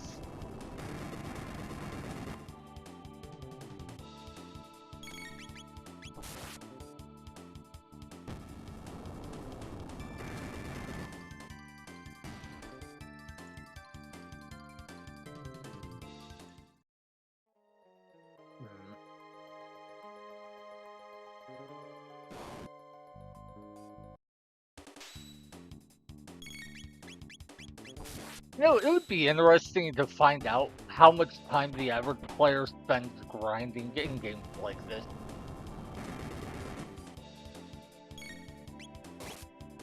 Personally, I don't usually grind at all if I can avoid it in RPGs. in a normal playthrough anyway. But I know some people spend hours and hours and hours, so...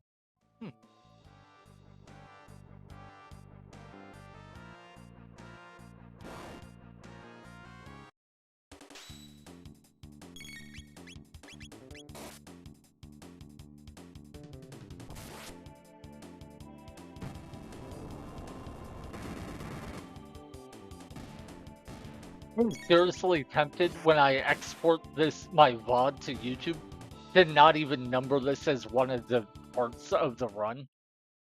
Just be like, name it something like interlude, the painful grind or something like that.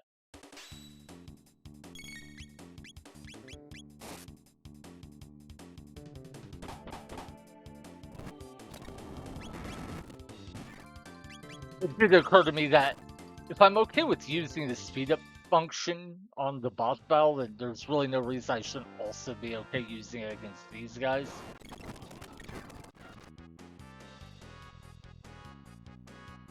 I mean, maybe there is, but whatever.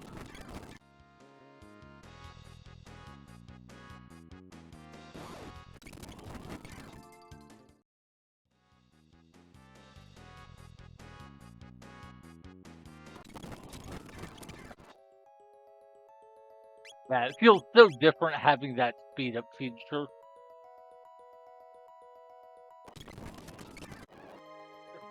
Okay.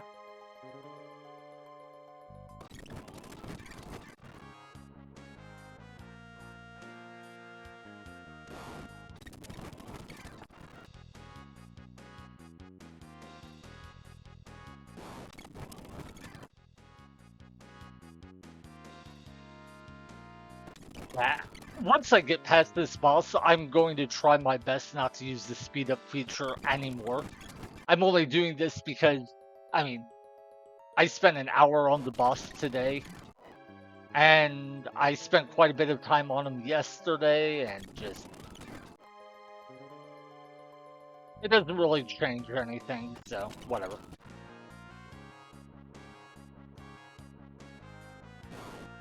Heck, if I was doing this offline, nobody would even know.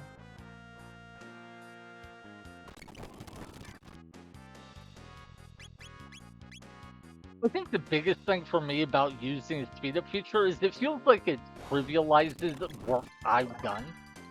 Like if I spend time grinding out a fight, like say I took 30 minutes to beat a boss, it feels like it means a lot less when I know it's like, well, yeah, but I could just use the emulator speed up feature and done it in 15.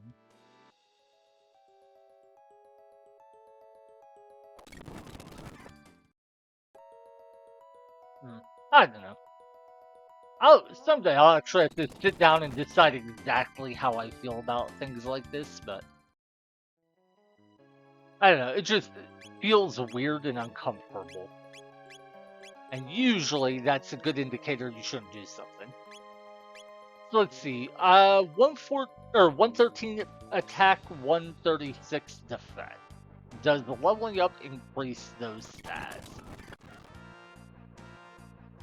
116 and 137. So that was a decent buff. That was what, 3 and 3 points, I think?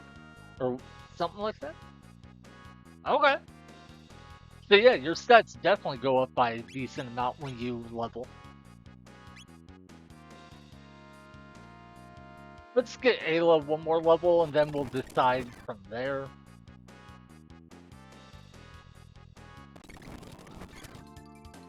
Now my understanding is defense scores effectively are divided by 20 or 256, and the ratio you get from that is your damage reduction.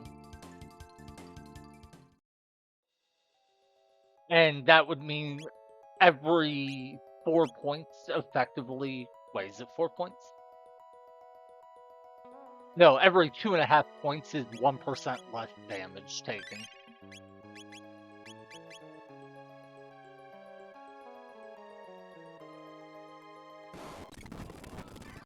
So if a level up gets you like 3 points, then that's like 1% less damage that you take from attack.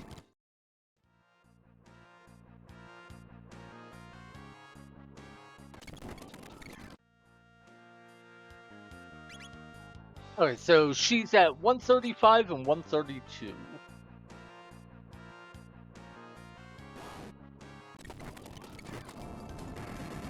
We said 135, 132. She now goes to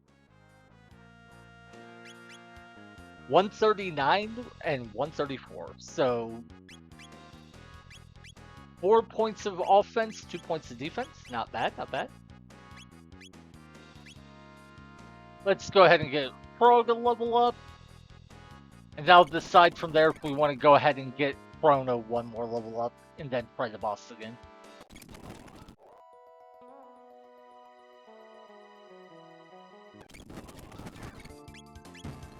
By the way, the amount of value I'm getting from the speed up feature is still going to be far less than the amount of time I wasted trying to defeat the boss that when I spent an hour doing so. That said, Frog just leveled up. It's 3 more battles for Chrono to level up. Luminaire. Okay. Yeah, we did learn our strongest attack. This is way earlier in the game than you would normally have it, so.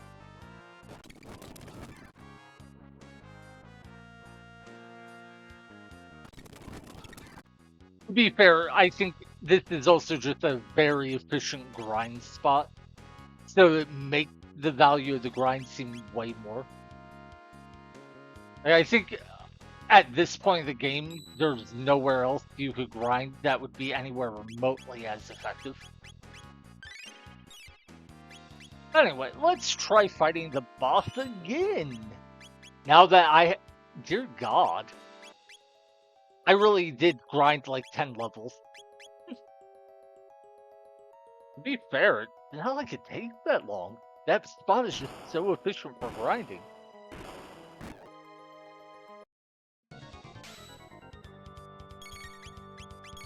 What kind of damage are we dealing now? 290. That's cool. Without a crit, mind you.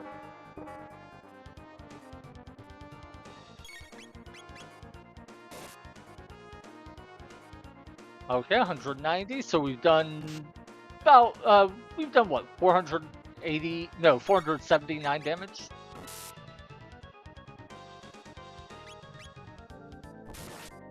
So we've done over 600 damage, close to 630, 650.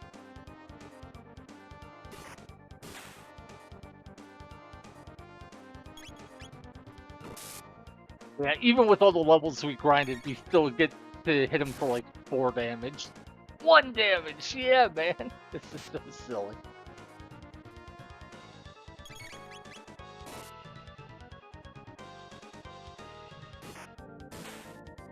I wonder, has our damage actually gone up at all from grinding these levels? I know Frog did just hit for 30 there, but we had to hit for 30 before.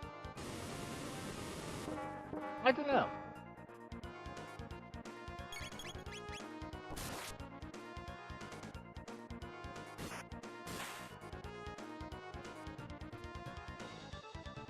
Oh, a crit for 2 damage.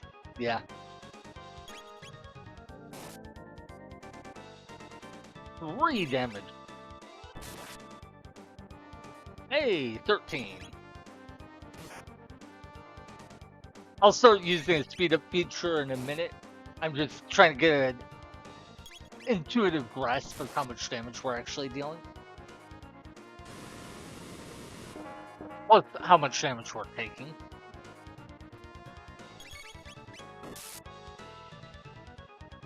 $22's not bad.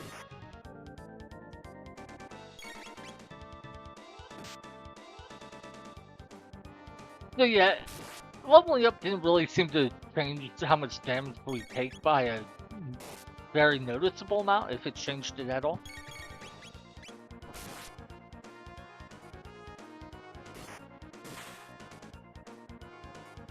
$28. I wonder if maybe leveling up increased our, like, how high we can high roll. on our damage, even though it didn't stop us from low rolling, dealing 1 point of damage sometimes. Similarly, I wonder if leveling up reduced the amount of damage we take, but only by a couple points at a time.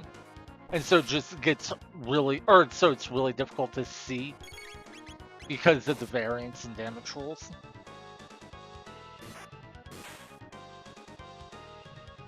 Okay, 34. Yeah, that's the highest we've ever seen, but we had seen it before, so. And that time he did only deal like 37 damage on his charge around attack. So, maybe that was a bit of damage reduction from leveling up. Alright, but yeah. The margin, or it may have changed on the margins, but it doesn't seem like our damage changed, or the damage we deal or damage we took changed dramatically.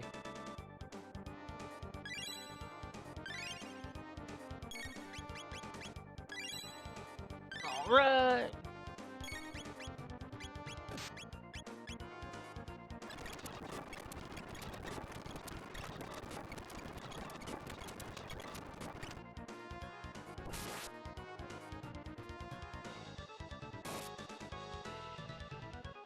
And if we do lose again, it'll be interesting to see, or if we run out of mid-tonics again, it'll be interesting to see how much HP the boss actually had left.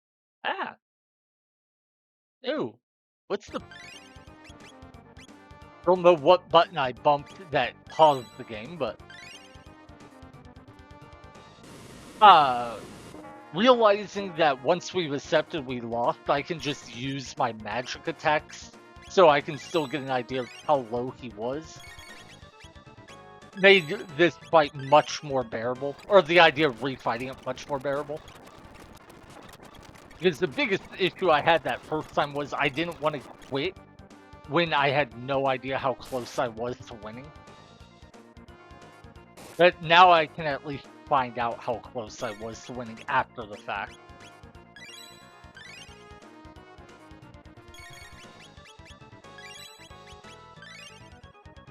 Alright. I love that he doesn't look at the direction he's running. That's just so funny to me.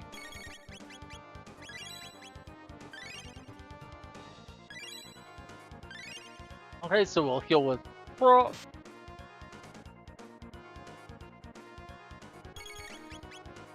Oh!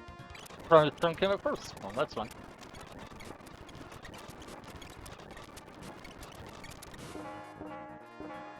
Okay, so now we need to heal up again.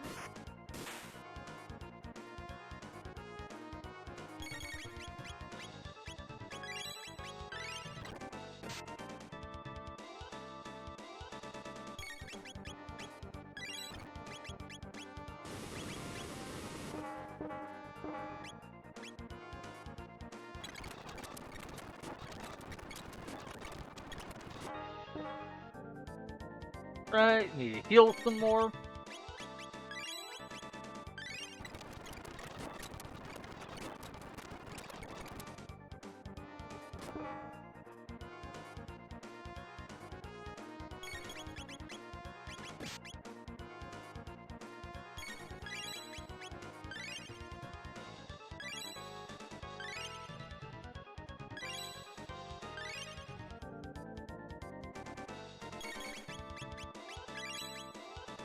Yeah, if I had realized how many bosses would be like this in this run, I don't think I would have done the run. I honestly thought there were only like 2 or 3 bosses like it in the entire run. But this is already our 4th, and there's at least one more I can think of that's going to be really bad for the same reasons, so...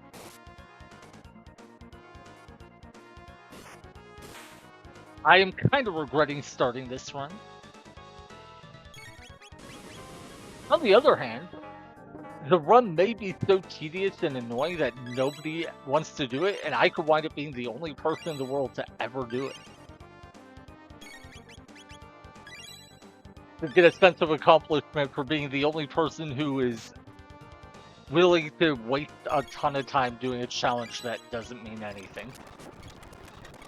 Or require any real skill.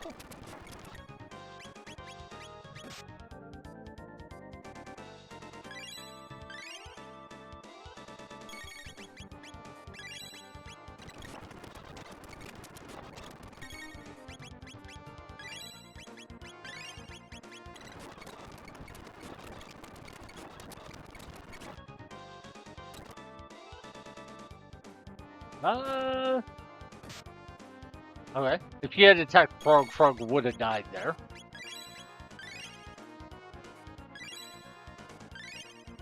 Let's use some more mid-tonic. There's a bit of inefficiency there because I was bad about speeding up the game for too long.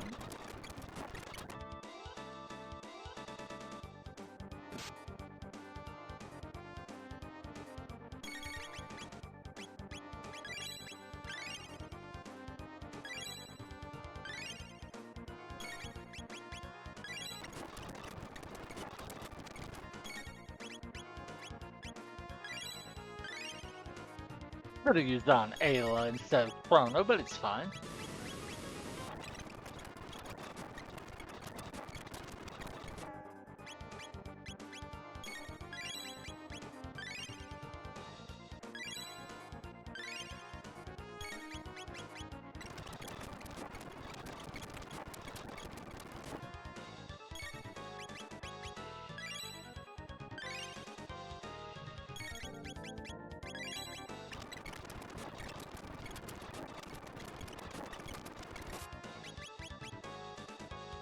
Alright, I think we'll have everyone use 2 mid-tonics, then I'll go back to attacking.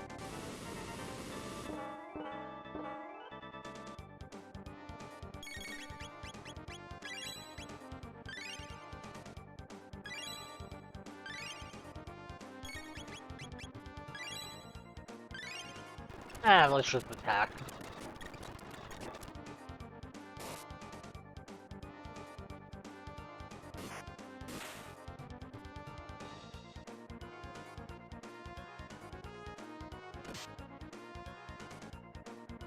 All the...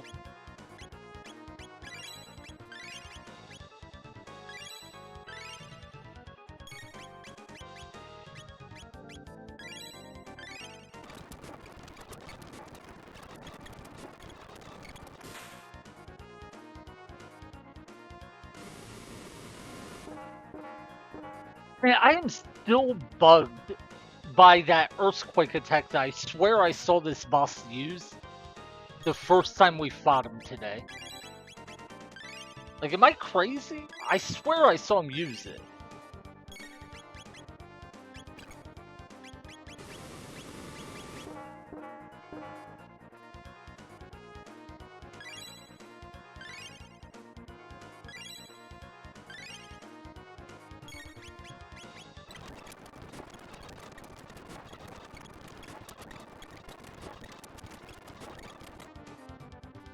Yeah, I probably should have healed a little sooner.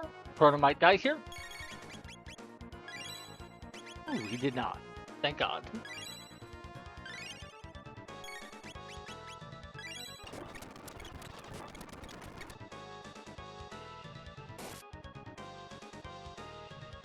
I keep being greedy with the speed up feature.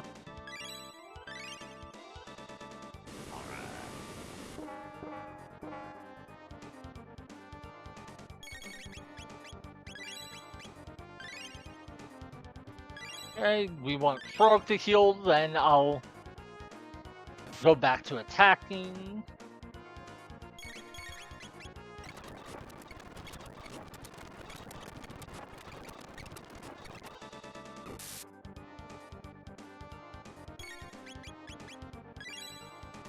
Well, we are down to 20 mid-tonic.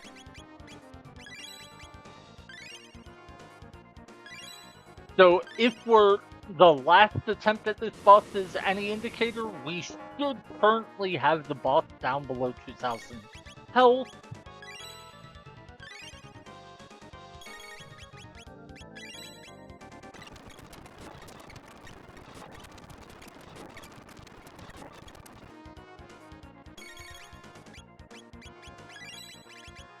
Right.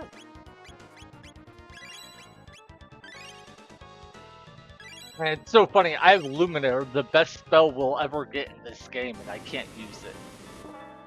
I have never had Luminaire anywhere near this early in this game.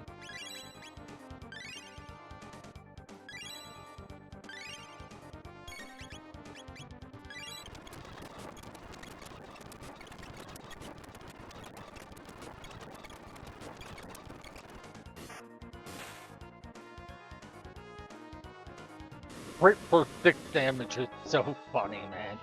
It's not as funny as when it's a crit for 2 or 4 damage, but still. Pretty funny.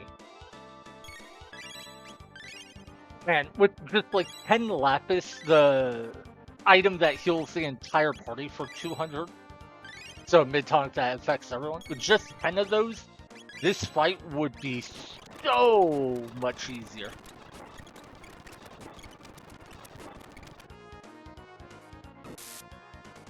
I wonder if I can start buying them at some point, and if so, how far off is that point?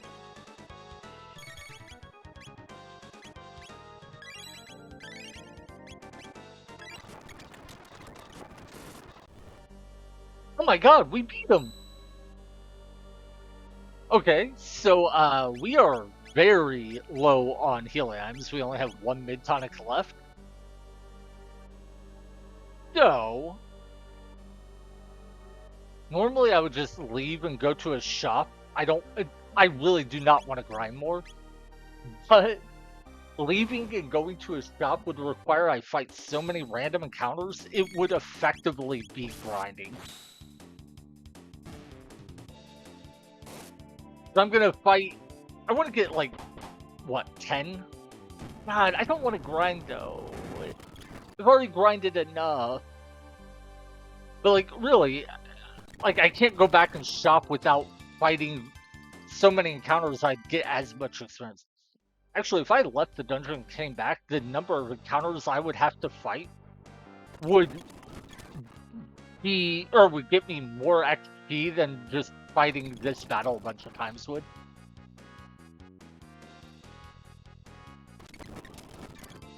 It's funny, I'm literally just grinding for healing items right now.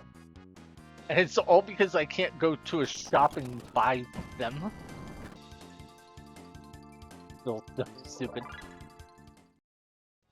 Don't want to level up more. I'm already way over level. Okay, we're gonna do 4 more fights, so I'm at a nice round number of 10 mid-tonics, and then we'll see if that's enough for this boss or not.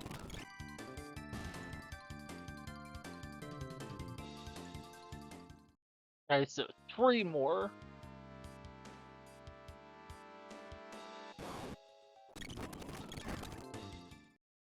But yeah, on my way up to this castle, or up through the castle, I think I had to fight like 28 battles. No, it probably wasn't quite, well, yeah, it might have been that many, but that's including some backtracking. But between running down, leaving, going to the shop, and then running back and having to fight all the enemies both on the way down and way up, I honestly would not be surprised if it would be like 20 battles to go shop. So comparatively speaking, fighting this battle a number of times seems totally reasonable.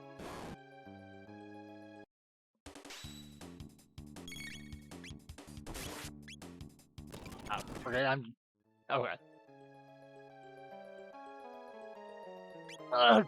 10 mid-tonics is not much at all. I wish I had more, but...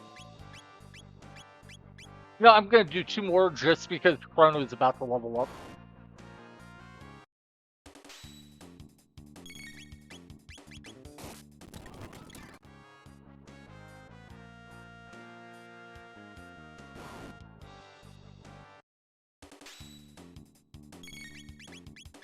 God, I feel so silly with how massively overleveled I am. What level am I? Like 37?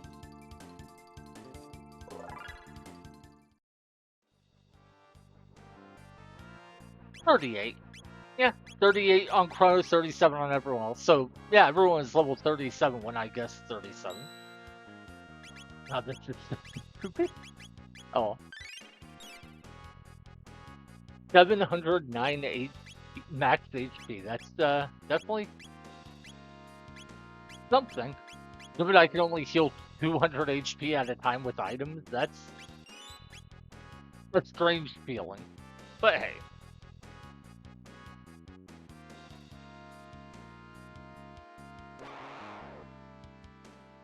Really, I have to fight more enemies? Whatever.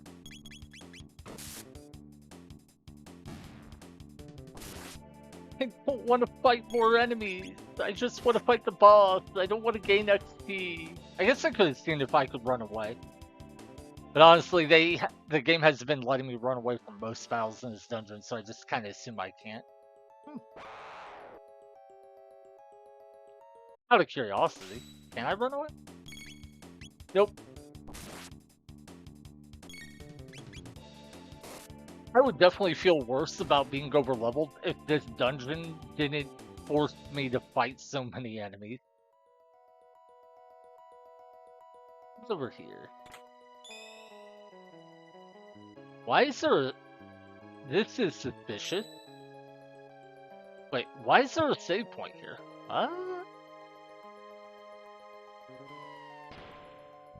I hate this enemy so much!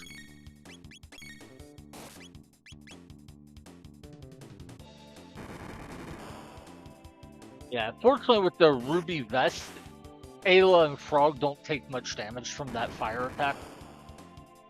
But it still just takes forever to shoot through the enemy. Proto, on the other hand, takes like 100 damage from it, so... But then I have to be mindful of the, I guess it doesn't have an attack, and I don't know a good way to describe it. But, the attack where he automatically sets someone's health to 1. 130, big crit.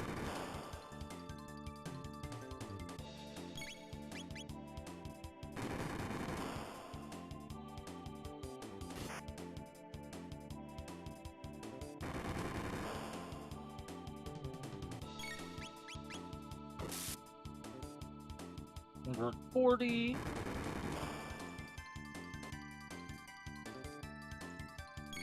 Now, one good thing is because of how many extra battles I did, how many levels I got, I killed this guy a lot faster than I did the first time I was coming through this dungeon.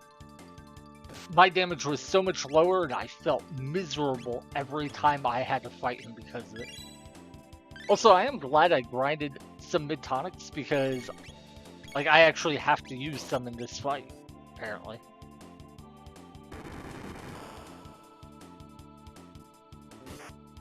Seriously. I would rather fight any other battle in the entire game, at least that I've come across, than fight these enemies.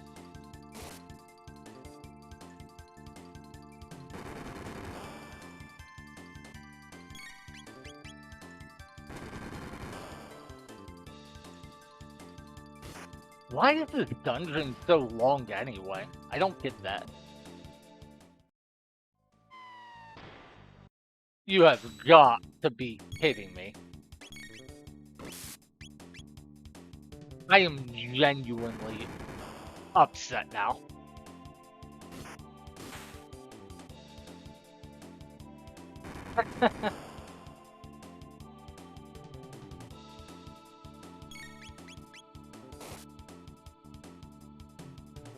Guess the reason they want this dungeon to be so long and have so many encounters you can't avoid / run away from is they want it to feel epic. I say that because I know what's coming in terms of the plot. But to be honest, it doesn't feel that way at all.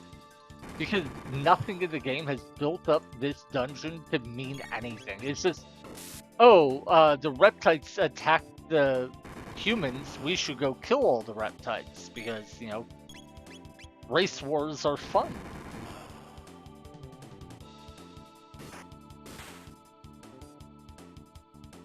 And I guess we're supposed to just assume the humans are innocent victims because, you know, the game kind of presents them that way and we're humans, so we should sympathize with our own kind, but...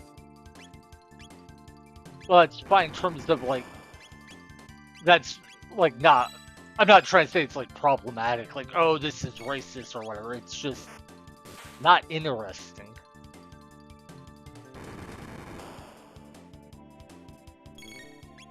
Like, the game hasn't given us any reason to care about the reptiles, other than, oh, they're generic villains so far, of a different race that hate humans. Okay. And we're storming this giant castle, fighting tons and tons of battles, so we can go kill them. Yay. It's so weird, because the plot actually has a good reason to care about what happens here, and what's going on.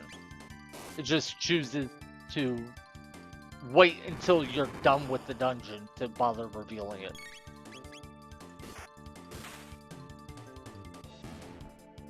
Oh, one of them is down. I kinda wish I had grinded more mid-tonics now. Or just actually ran back to town and shop.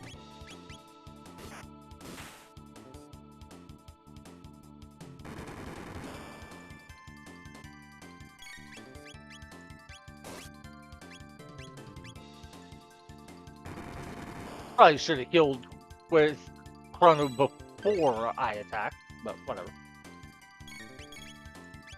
I honestly dislike fighting these enemies more than I dislike fighting that Invincible boss, even though the boss took way longer.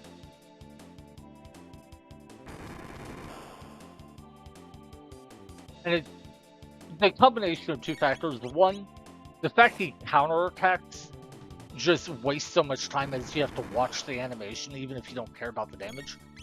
But then two, the fact he can set anyone's health to 1 just with a single attack is so frustrating, because it means healing is very inefficient. Like, I have to be worried every time I heal that I'm just going to have that wasted because he's going to automatically set the person at 1 HP.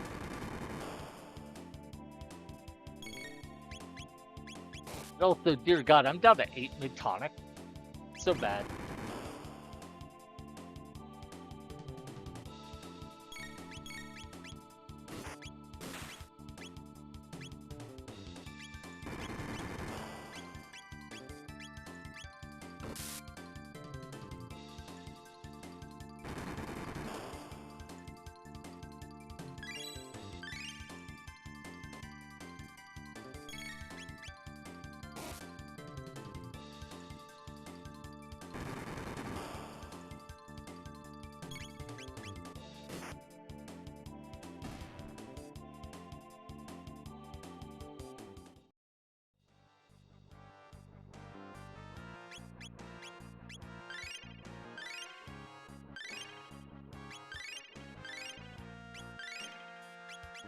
I don't know if we're about to fight a boss battle or not. Oh my God, you've got to be kidding me. We can't actually go through there. So I did all that fighting for absolutely no reason. I am getting... If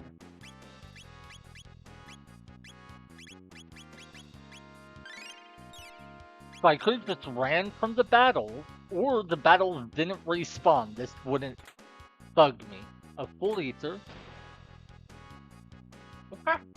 I see how the game's gonna be. Well, I no longer feel bad about... Wait, do these battles respawn? That's not the same battle as before. Ah.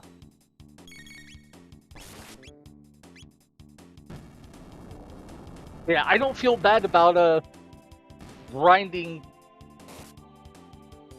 the... What was it? Volcano and... Whoa, oh God, what was it called? Wow.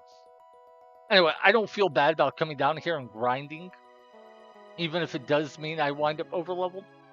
Wait, oh, wrong way. Well, actually, let's save real quick. If those boss... Wait. Oh, okay. Don't know why the save point disappears and you have to make it reappear each time. But no. Oh. That is a thing that can happen.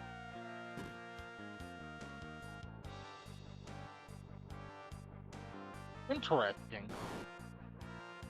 What?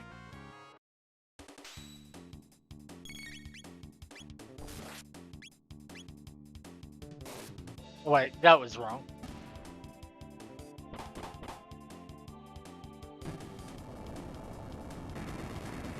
But no, those battles respawn, then I definitely feel less bad about grinding. Oh, looks like Chrono's damage might have gotten high enough that he one-shots the volcanoes. Interesting. Yeah.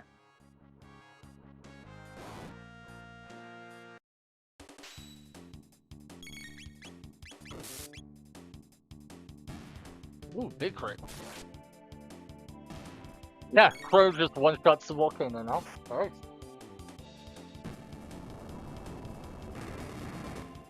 If those fat dragons respawn, and I have to fight one and then two, again, like I did, I am genuinely going to come back here and grind for a bunch of mid-tonics.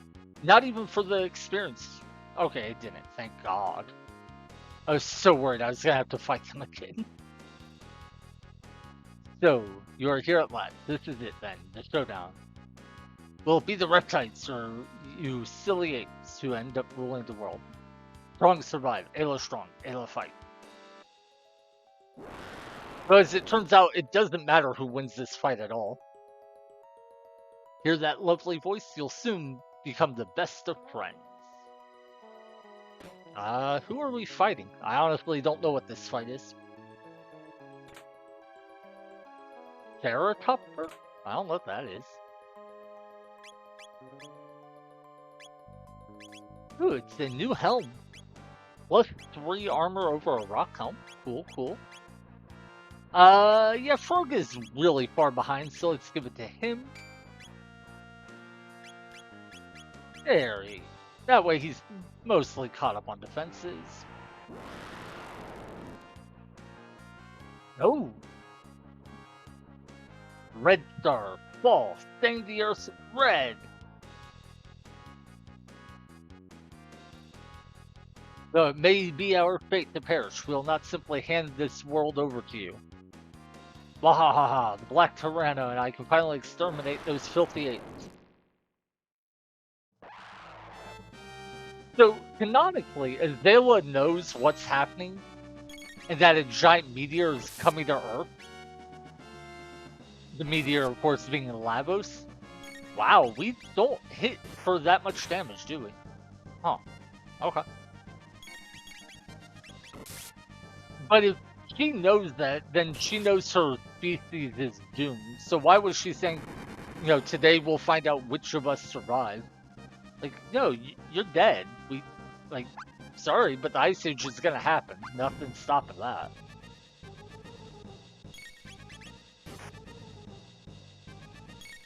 Wow, that is very paltry damage. That's fine, though. It may be paltry damage. I'm sorry, 12 damage. That was just funny. Hey, that was actually decent damage, though. 50 damage may be paltry in general, but compared to that Nizbel fight, it's actually really good. Plus, some of these crits are for like 120 some.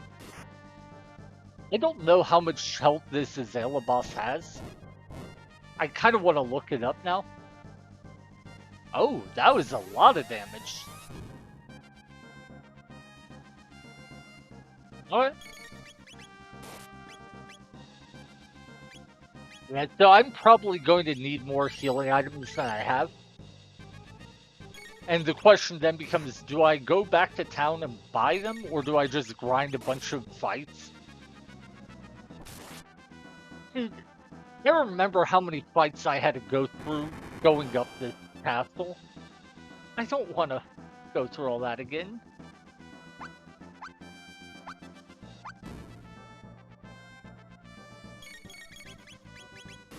Anyway, as a general rule of thumb in RPGs, if there are multiple enemies and one is small, he's probably the one you need to kill first.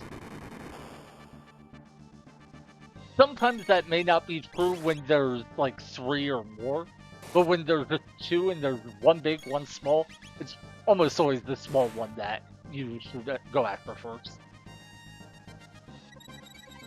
Telepathy. Oh no, you put someone to sleep. Should I wake him up or just let him get hit by something and have that wake him up?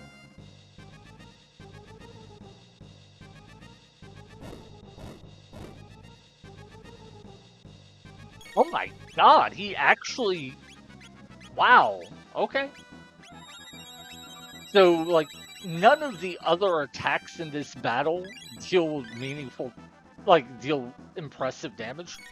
But that one attack hurts so much.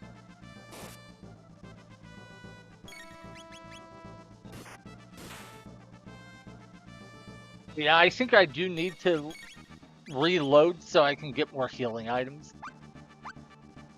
God, I don't want to go through the dungeon and have to fight all those enemies again, especially those fat dragon things.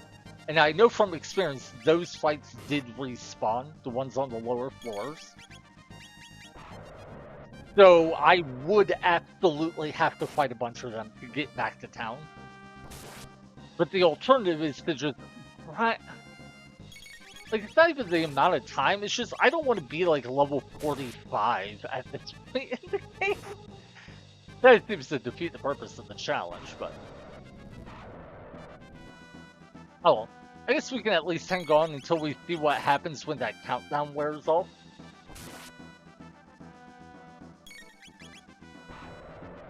Not wears off, but runs out.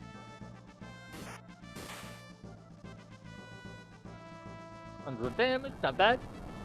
Azela break, HP down. Ooh, cool. So Azela is dead.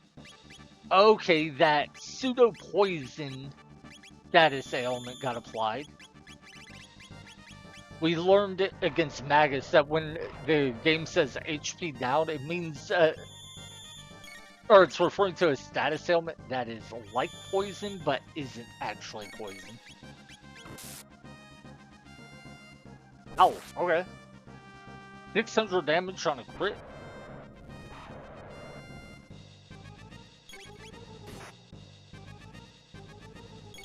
I wonder if Azela can heal this dragon, or maybe I could have just focused the... Or not dragon, but dinosaur. Or if maybe I could have just gone after it first.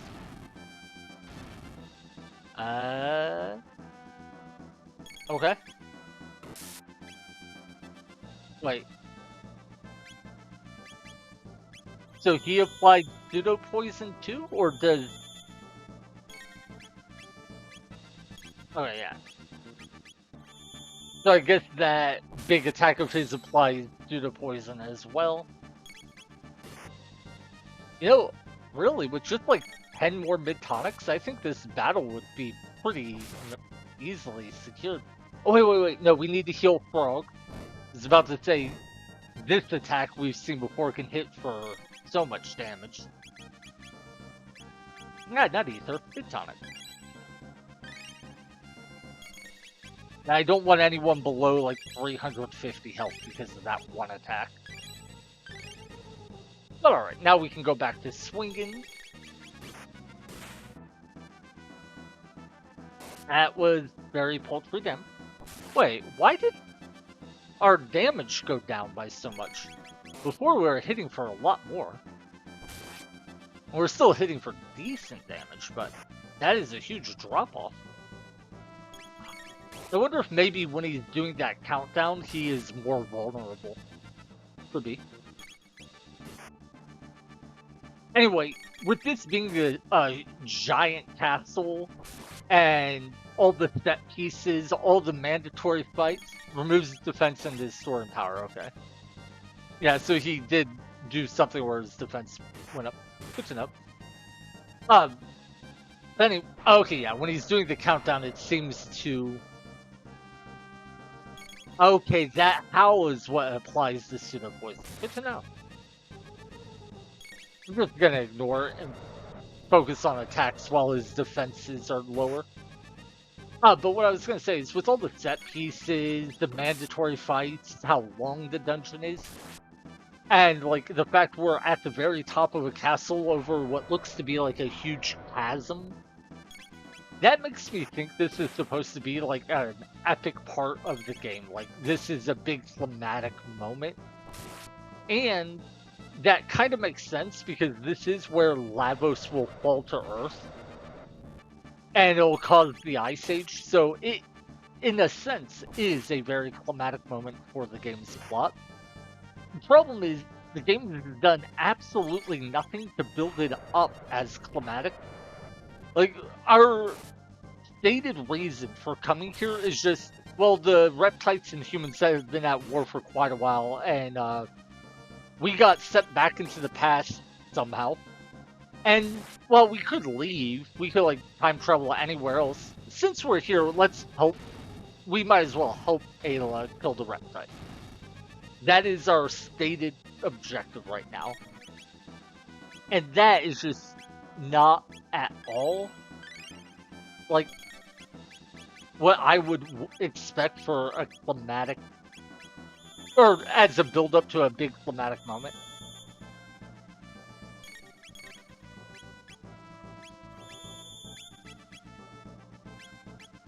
I only have 2 Midonics left. That sucks so much. Oh, maybe we can get this. We'll see.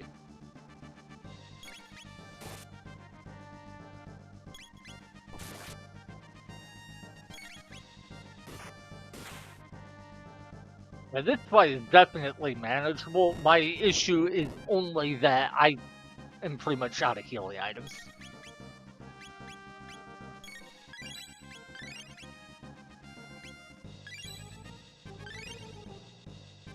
Let's see. We should be able to get one more round of him doing that, I don't know, storing up power thing where the countdown happens. And his defenses go down a lot during that, so maybe we'll be able to put out enough damage to kill him before our lack of healing items becomes too big a problem. Oh! Okay, yeah, never mind. It definitely, we were. Oh, now we're supposed to feel bad, I guess. No, can't be. Could the heavens truly have sided with the apes? Listen, primates, and let it be known, we reptiles fought bravely to the bitter end. Okay, sure, but, like, we haven't seen anything about why you two groups are fighting. So, why should I care? Like, you are far more technologically advanced than the humans. You have this huge castle when they're living in huts. And as far as we've seen, the only reason you two groups are at like any sort of conflict is you just hate each other. And even that seems to be entirely because the reptiles are just trying to kill the humans for no stated reason. Like, oh, listen, primate, let it be known that we genocidal racist maniacs fought bitterly till the end. Like, okay, sure. Ayla understand.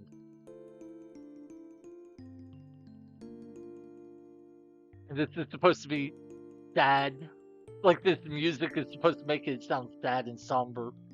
Soon, stones of fire will rain down. Flames shall scorch the land. It's like, okay, the Lavos part I get caring about having emotions for, but the reptiles? No, they're depicted as genocidal maniacs with no redeeming quality. The burned out plants will slowly freeze, ushering in a long, cool ice age. Wahaha, what a treat. You will wish you went along with us. Waha. Lavos. Like,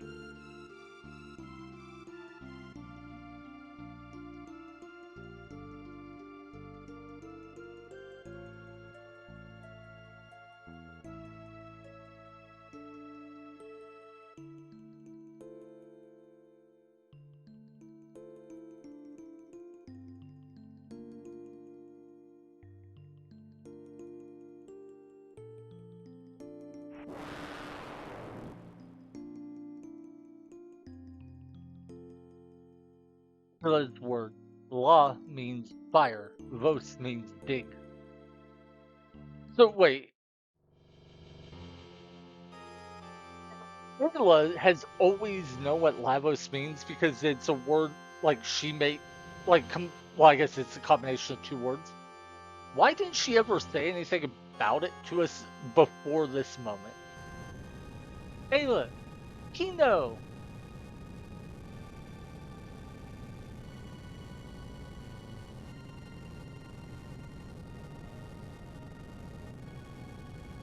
hurry, Lavos comes soon.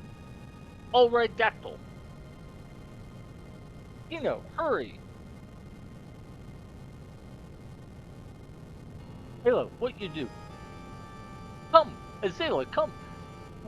We came all this way specifically to defeat the reptiles, and you're like, oh, let's save their leader? Why? Like, absolutely not. The powers have spoken. Ayla, hurry. May not forget the future. Future. What about future?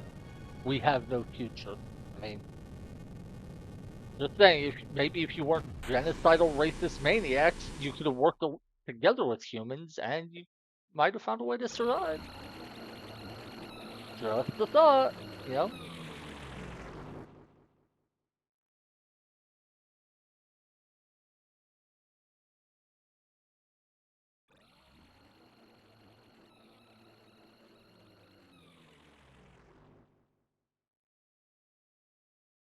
I genuinely can't tell if the game wants us to believe that the reptiles weren't, like, just completely evil and irredeemable.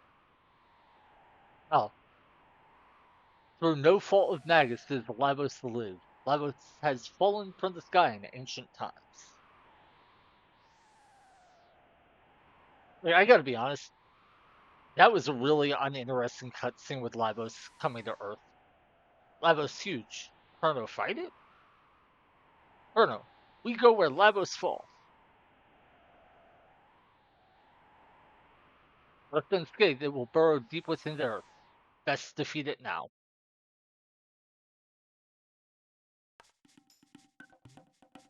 Okay.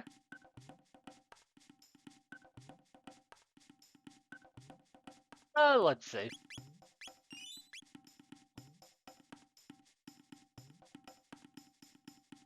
Is the gate? Wait, Lavos very fast. Deep under Earth already. Mayhap Lavos be the cause of this warp? The one in Magus's castle was immense. What wrong, Chrono? Fight Lavos. Go in here. Yes?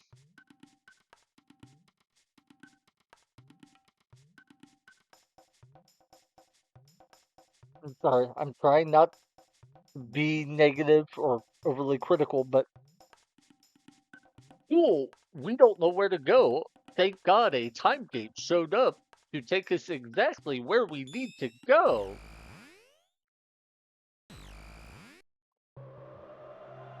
If it's so good playing a game where our characters have no agency and are being railroaded by the literal god of the world.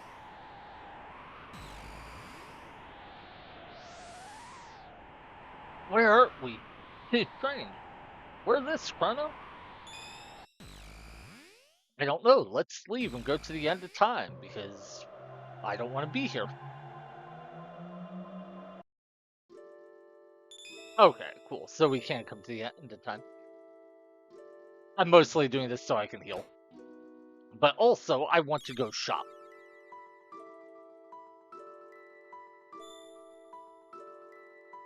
Uh, No, wait, they'll overcharge me. Trying to think what place has a shop right. Earthbound Island. Oh, wait, no! No, I just want to go buy a bunch of Healy items that were completely out.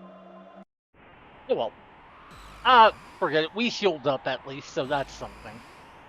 Hopefully we'll find a shop soon and can buy stuff.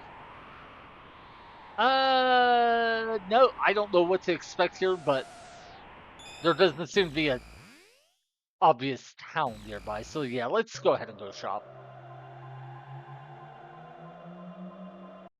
We ran out of mid-tonic completely in that last fight, and I do not like the idea that we could wind up losing a fight simply because we ran out of healing items. Yeah. Wait, no, I should have just gone to Lean's Fair. Wait, I don't know. Does the first town in the game actually sell mid-tonic? It probably does, but I don't remember for sure. Whatever.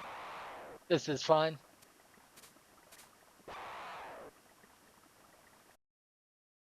How much damage are we going to do since we're so massively overleveled? Wait, does Chrono really only have 709 health? We just healed up, and I thought he was at like 800 health. Huh, okay. Yeah, I guess he is at 709. I don't know why I thought he had 800 max HP. Mm-hmm.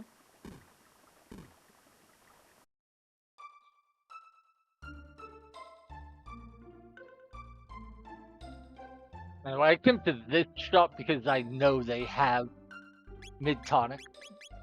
Wait, they don't? I'm crazy? Okay, then where did... Huh. Oh, well. Tell you what, that'll do.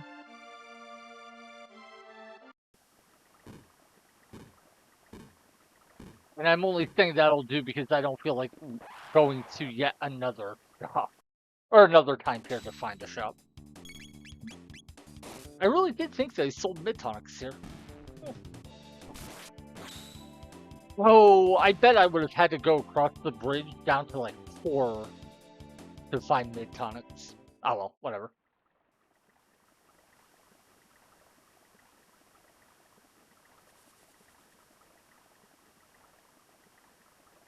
I do want to point out that we canonically have no reason to go to that new time period. Like, we found a time gate sending us to it, but like, we don't know where it takes us or what's there, so we're just exploring because, hey, this mysterious portal showed up. Let's hop in and see if it's somewhere useful. Instead of like going to any of the time periods we've already been to or trying to do anything with anything we already know. Just let's trust the blind luck. Or, plot railroading, as it were. Wait.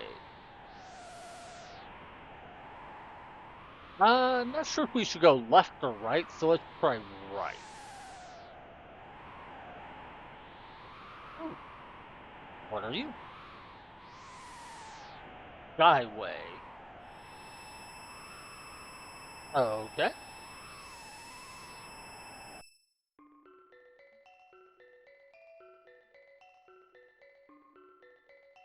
Huh.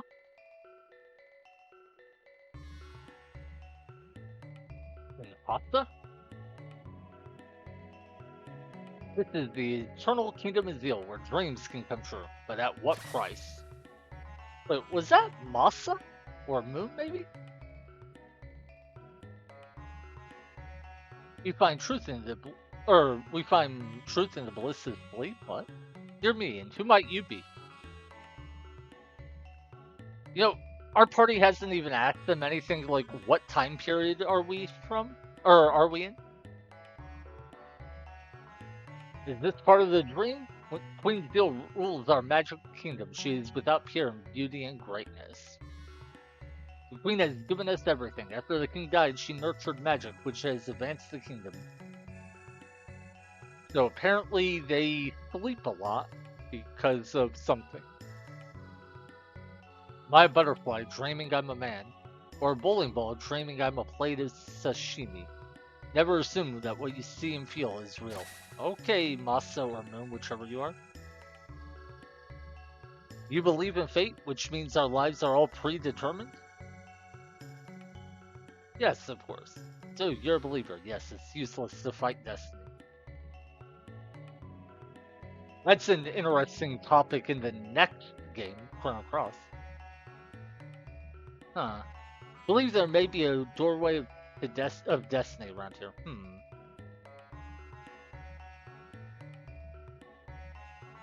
Truth exists in dream. Okay. The city of Kahar, where they study magic, lies in the edge of the western continent. The airship Blackbird is kept there.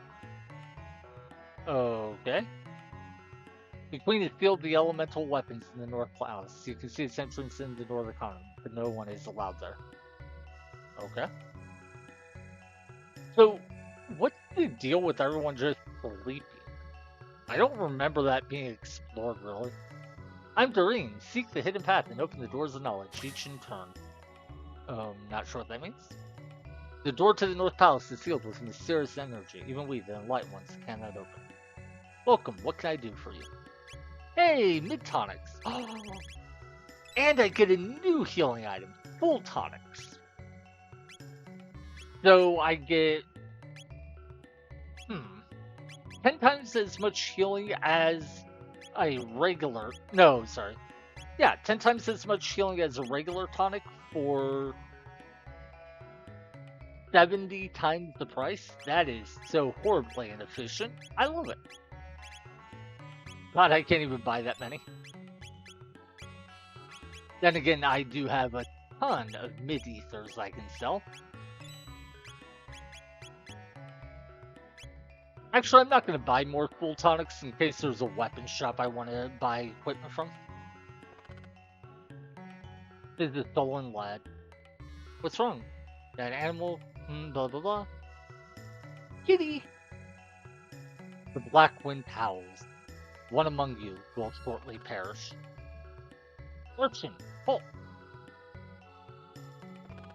Okay. I know it's not what this portends. What an unpleasant lad. Strange one, but not a bad boy. This is the spring of recovery. Heal your mind and body here, okay? Wonder what's inside the North Palace. I bet there's a key to it, but entry strictly forbidden. Queen's Palace is at the center of Zeal. From there, she protects the entire kingdom. That's why we can sleep our days away. I guess them sleeping is supposed to just, like, show how decadent things are, or, like, I don't know. It's weird, man. That book looks so out of place, I feel like I should be able to try to read it, but I can't seem to reach it. But yeah, so we just show up at this town, people say weird things, and then we move on? That's weird.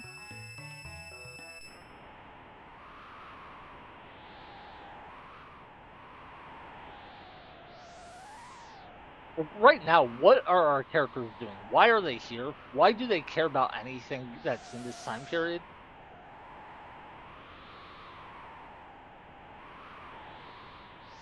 Like, we saw Lagos come to Earth and we're like, oh, we should stop it. Or we should go fight it now. It had already gotten away, so then we are like, hey, random time portal, let's jump in and, I guess see what happens. And now we're doing something completely different that is, as far as our character motivation goes, completely unrelated to anything that came before.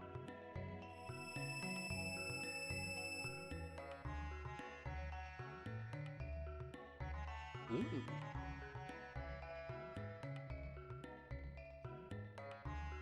Okay. Is this the northern palace that we can't enter? I know it's the, well, it's the Veal Palace, so no, it's not, I guess. This is the Queen's Palace.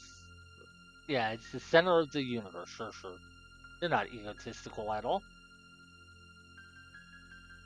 Things that are born of dreams must return to them. The power of love can make hopes and dreams come true. I wonder how old man Melchior is. Humans are so odd. I want to be. Oh, okay, no, those are Masa and Moon. Big Sister's at and Hasta again. Okay, yeah, I don't really care, guys. Your dialogue can go. That man's a newcomer, but his accurate prophecies earned the Queen's trust. He's a drifter. He's not one of the light ones, nor of the earthbound ones either. Did you know that Balthazar, the Guru of Reason, has a secret room in Hasta and Kahar? I mean, okay. Ask the Queen of the Gurus if you want to know about the Mammon machine in the Ocean Palace. But she probably won't give you the time of day. I mean, thank you, NPC, for telling me to go talk to the Queen of some kingdom to ask her about some things I've never heard of. Dalton was in charge of the Ocean Palace. Okay, until someone took over. Yes, Eternal Peace. Sure.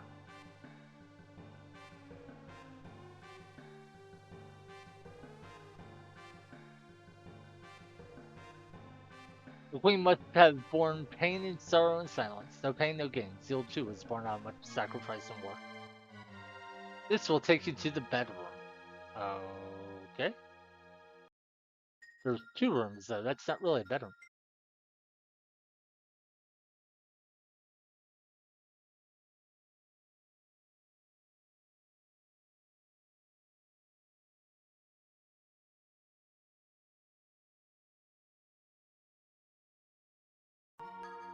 Go away. I mean, that's a totally rational and fair response. If I were him, I'd be calling the guards, be like, "Why is there some lady in a like fur bikini in my room?" Bella's pendant was made with the same red rock as the Mammon machine. When she and the pendant glows. Like, I don't get why we didn't have to do anything to win these people over. It's to like be allowed to walk through the area. Like, why didn't they be like, "Hey, you're really weird. How Oh, thank you for moving out of the way. Cool." Why didn't they go like, "Hey, you're really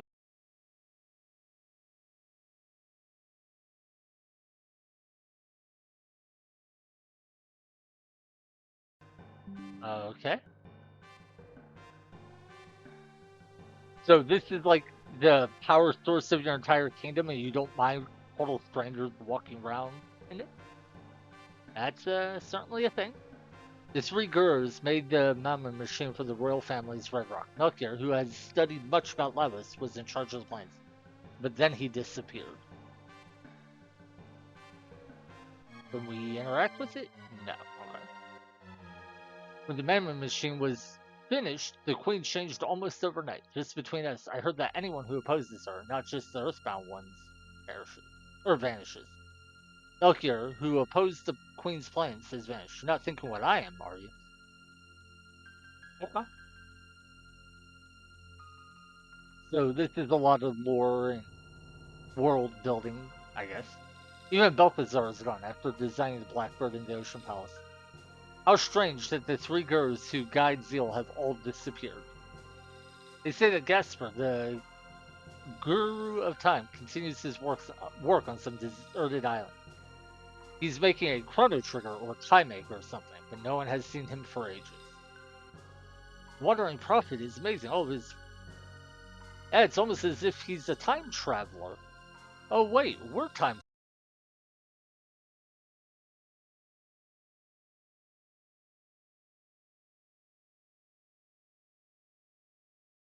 But we learned the new scratch point. Oh wait, nope.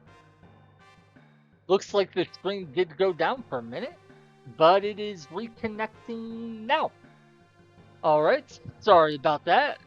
My stream went offline. I'm not sure why. I don't know exactly how long it may have been offline, but you didn't miss anything. I'm just walking around to talk to people. Do you like plants? Oh, you're just like me. But the queen ordered me to burn this sapling I received from the Guru of Life. He said it was a magical sapling with powers to cure the environment. Secretly plant it. You're right. Even if it is the queen's demand, the Guru of Life gave it to me. I can't burn it. Cool. Anyway, we've been walking around talking to everyone. For some reason, we're allowed to just wander the nobility or the noble family's bedchambers as total strangers. I don't understand, but sure.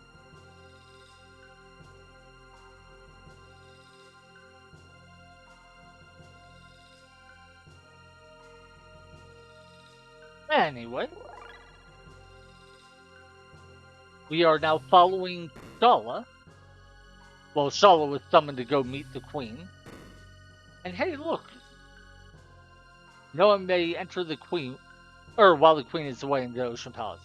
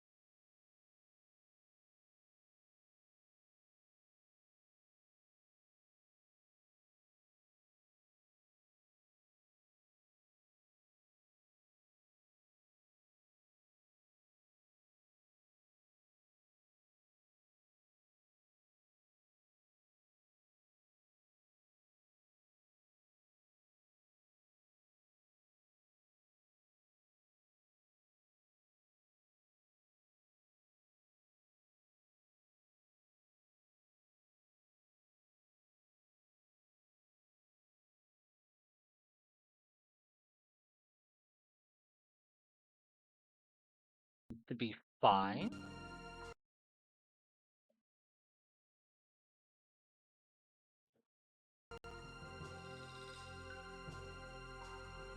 Well, I am gonna stop the stream here because OBS said I am offline again, and I don't know why I would be. My internet connection isn't showing any problems. Guys, please let me through. Well, huh. Now I'm a little worried. My internet connection seems fine, but OBS has told me twice now I've disconnected, and it's possible the stream went down more than that without me noticing. Well, I'm almost at the point I want to stop for the day anyway, so real quick, I'll go ahead and do it. In case it was missed, early in the game we got a pendant from our party member Marl, the princess in the 1000 AD, the time period we started with. That pendant seems to match the pendant of the Veal royal family, and we found out once it's powered up with the Mammon machine, it can be used to open certain sealed doors, and we've seen doors and chests that were sealed throughout the game. That glow, is it Shala's pendant?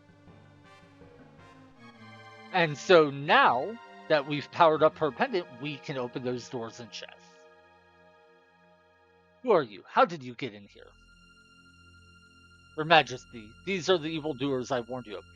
Mind you, we have just broken into the chambers of the Queen, well, of the royal family, for no reason at all. We literally have no in-game reason. Our party has never once said anything about why we're doing this. We just showed up in some time period, went up to their, like, generator, power source machine, whatever you want to call the Mammon machine, powered up our pendant, then walked up and found this locked area, and we're like, you know what?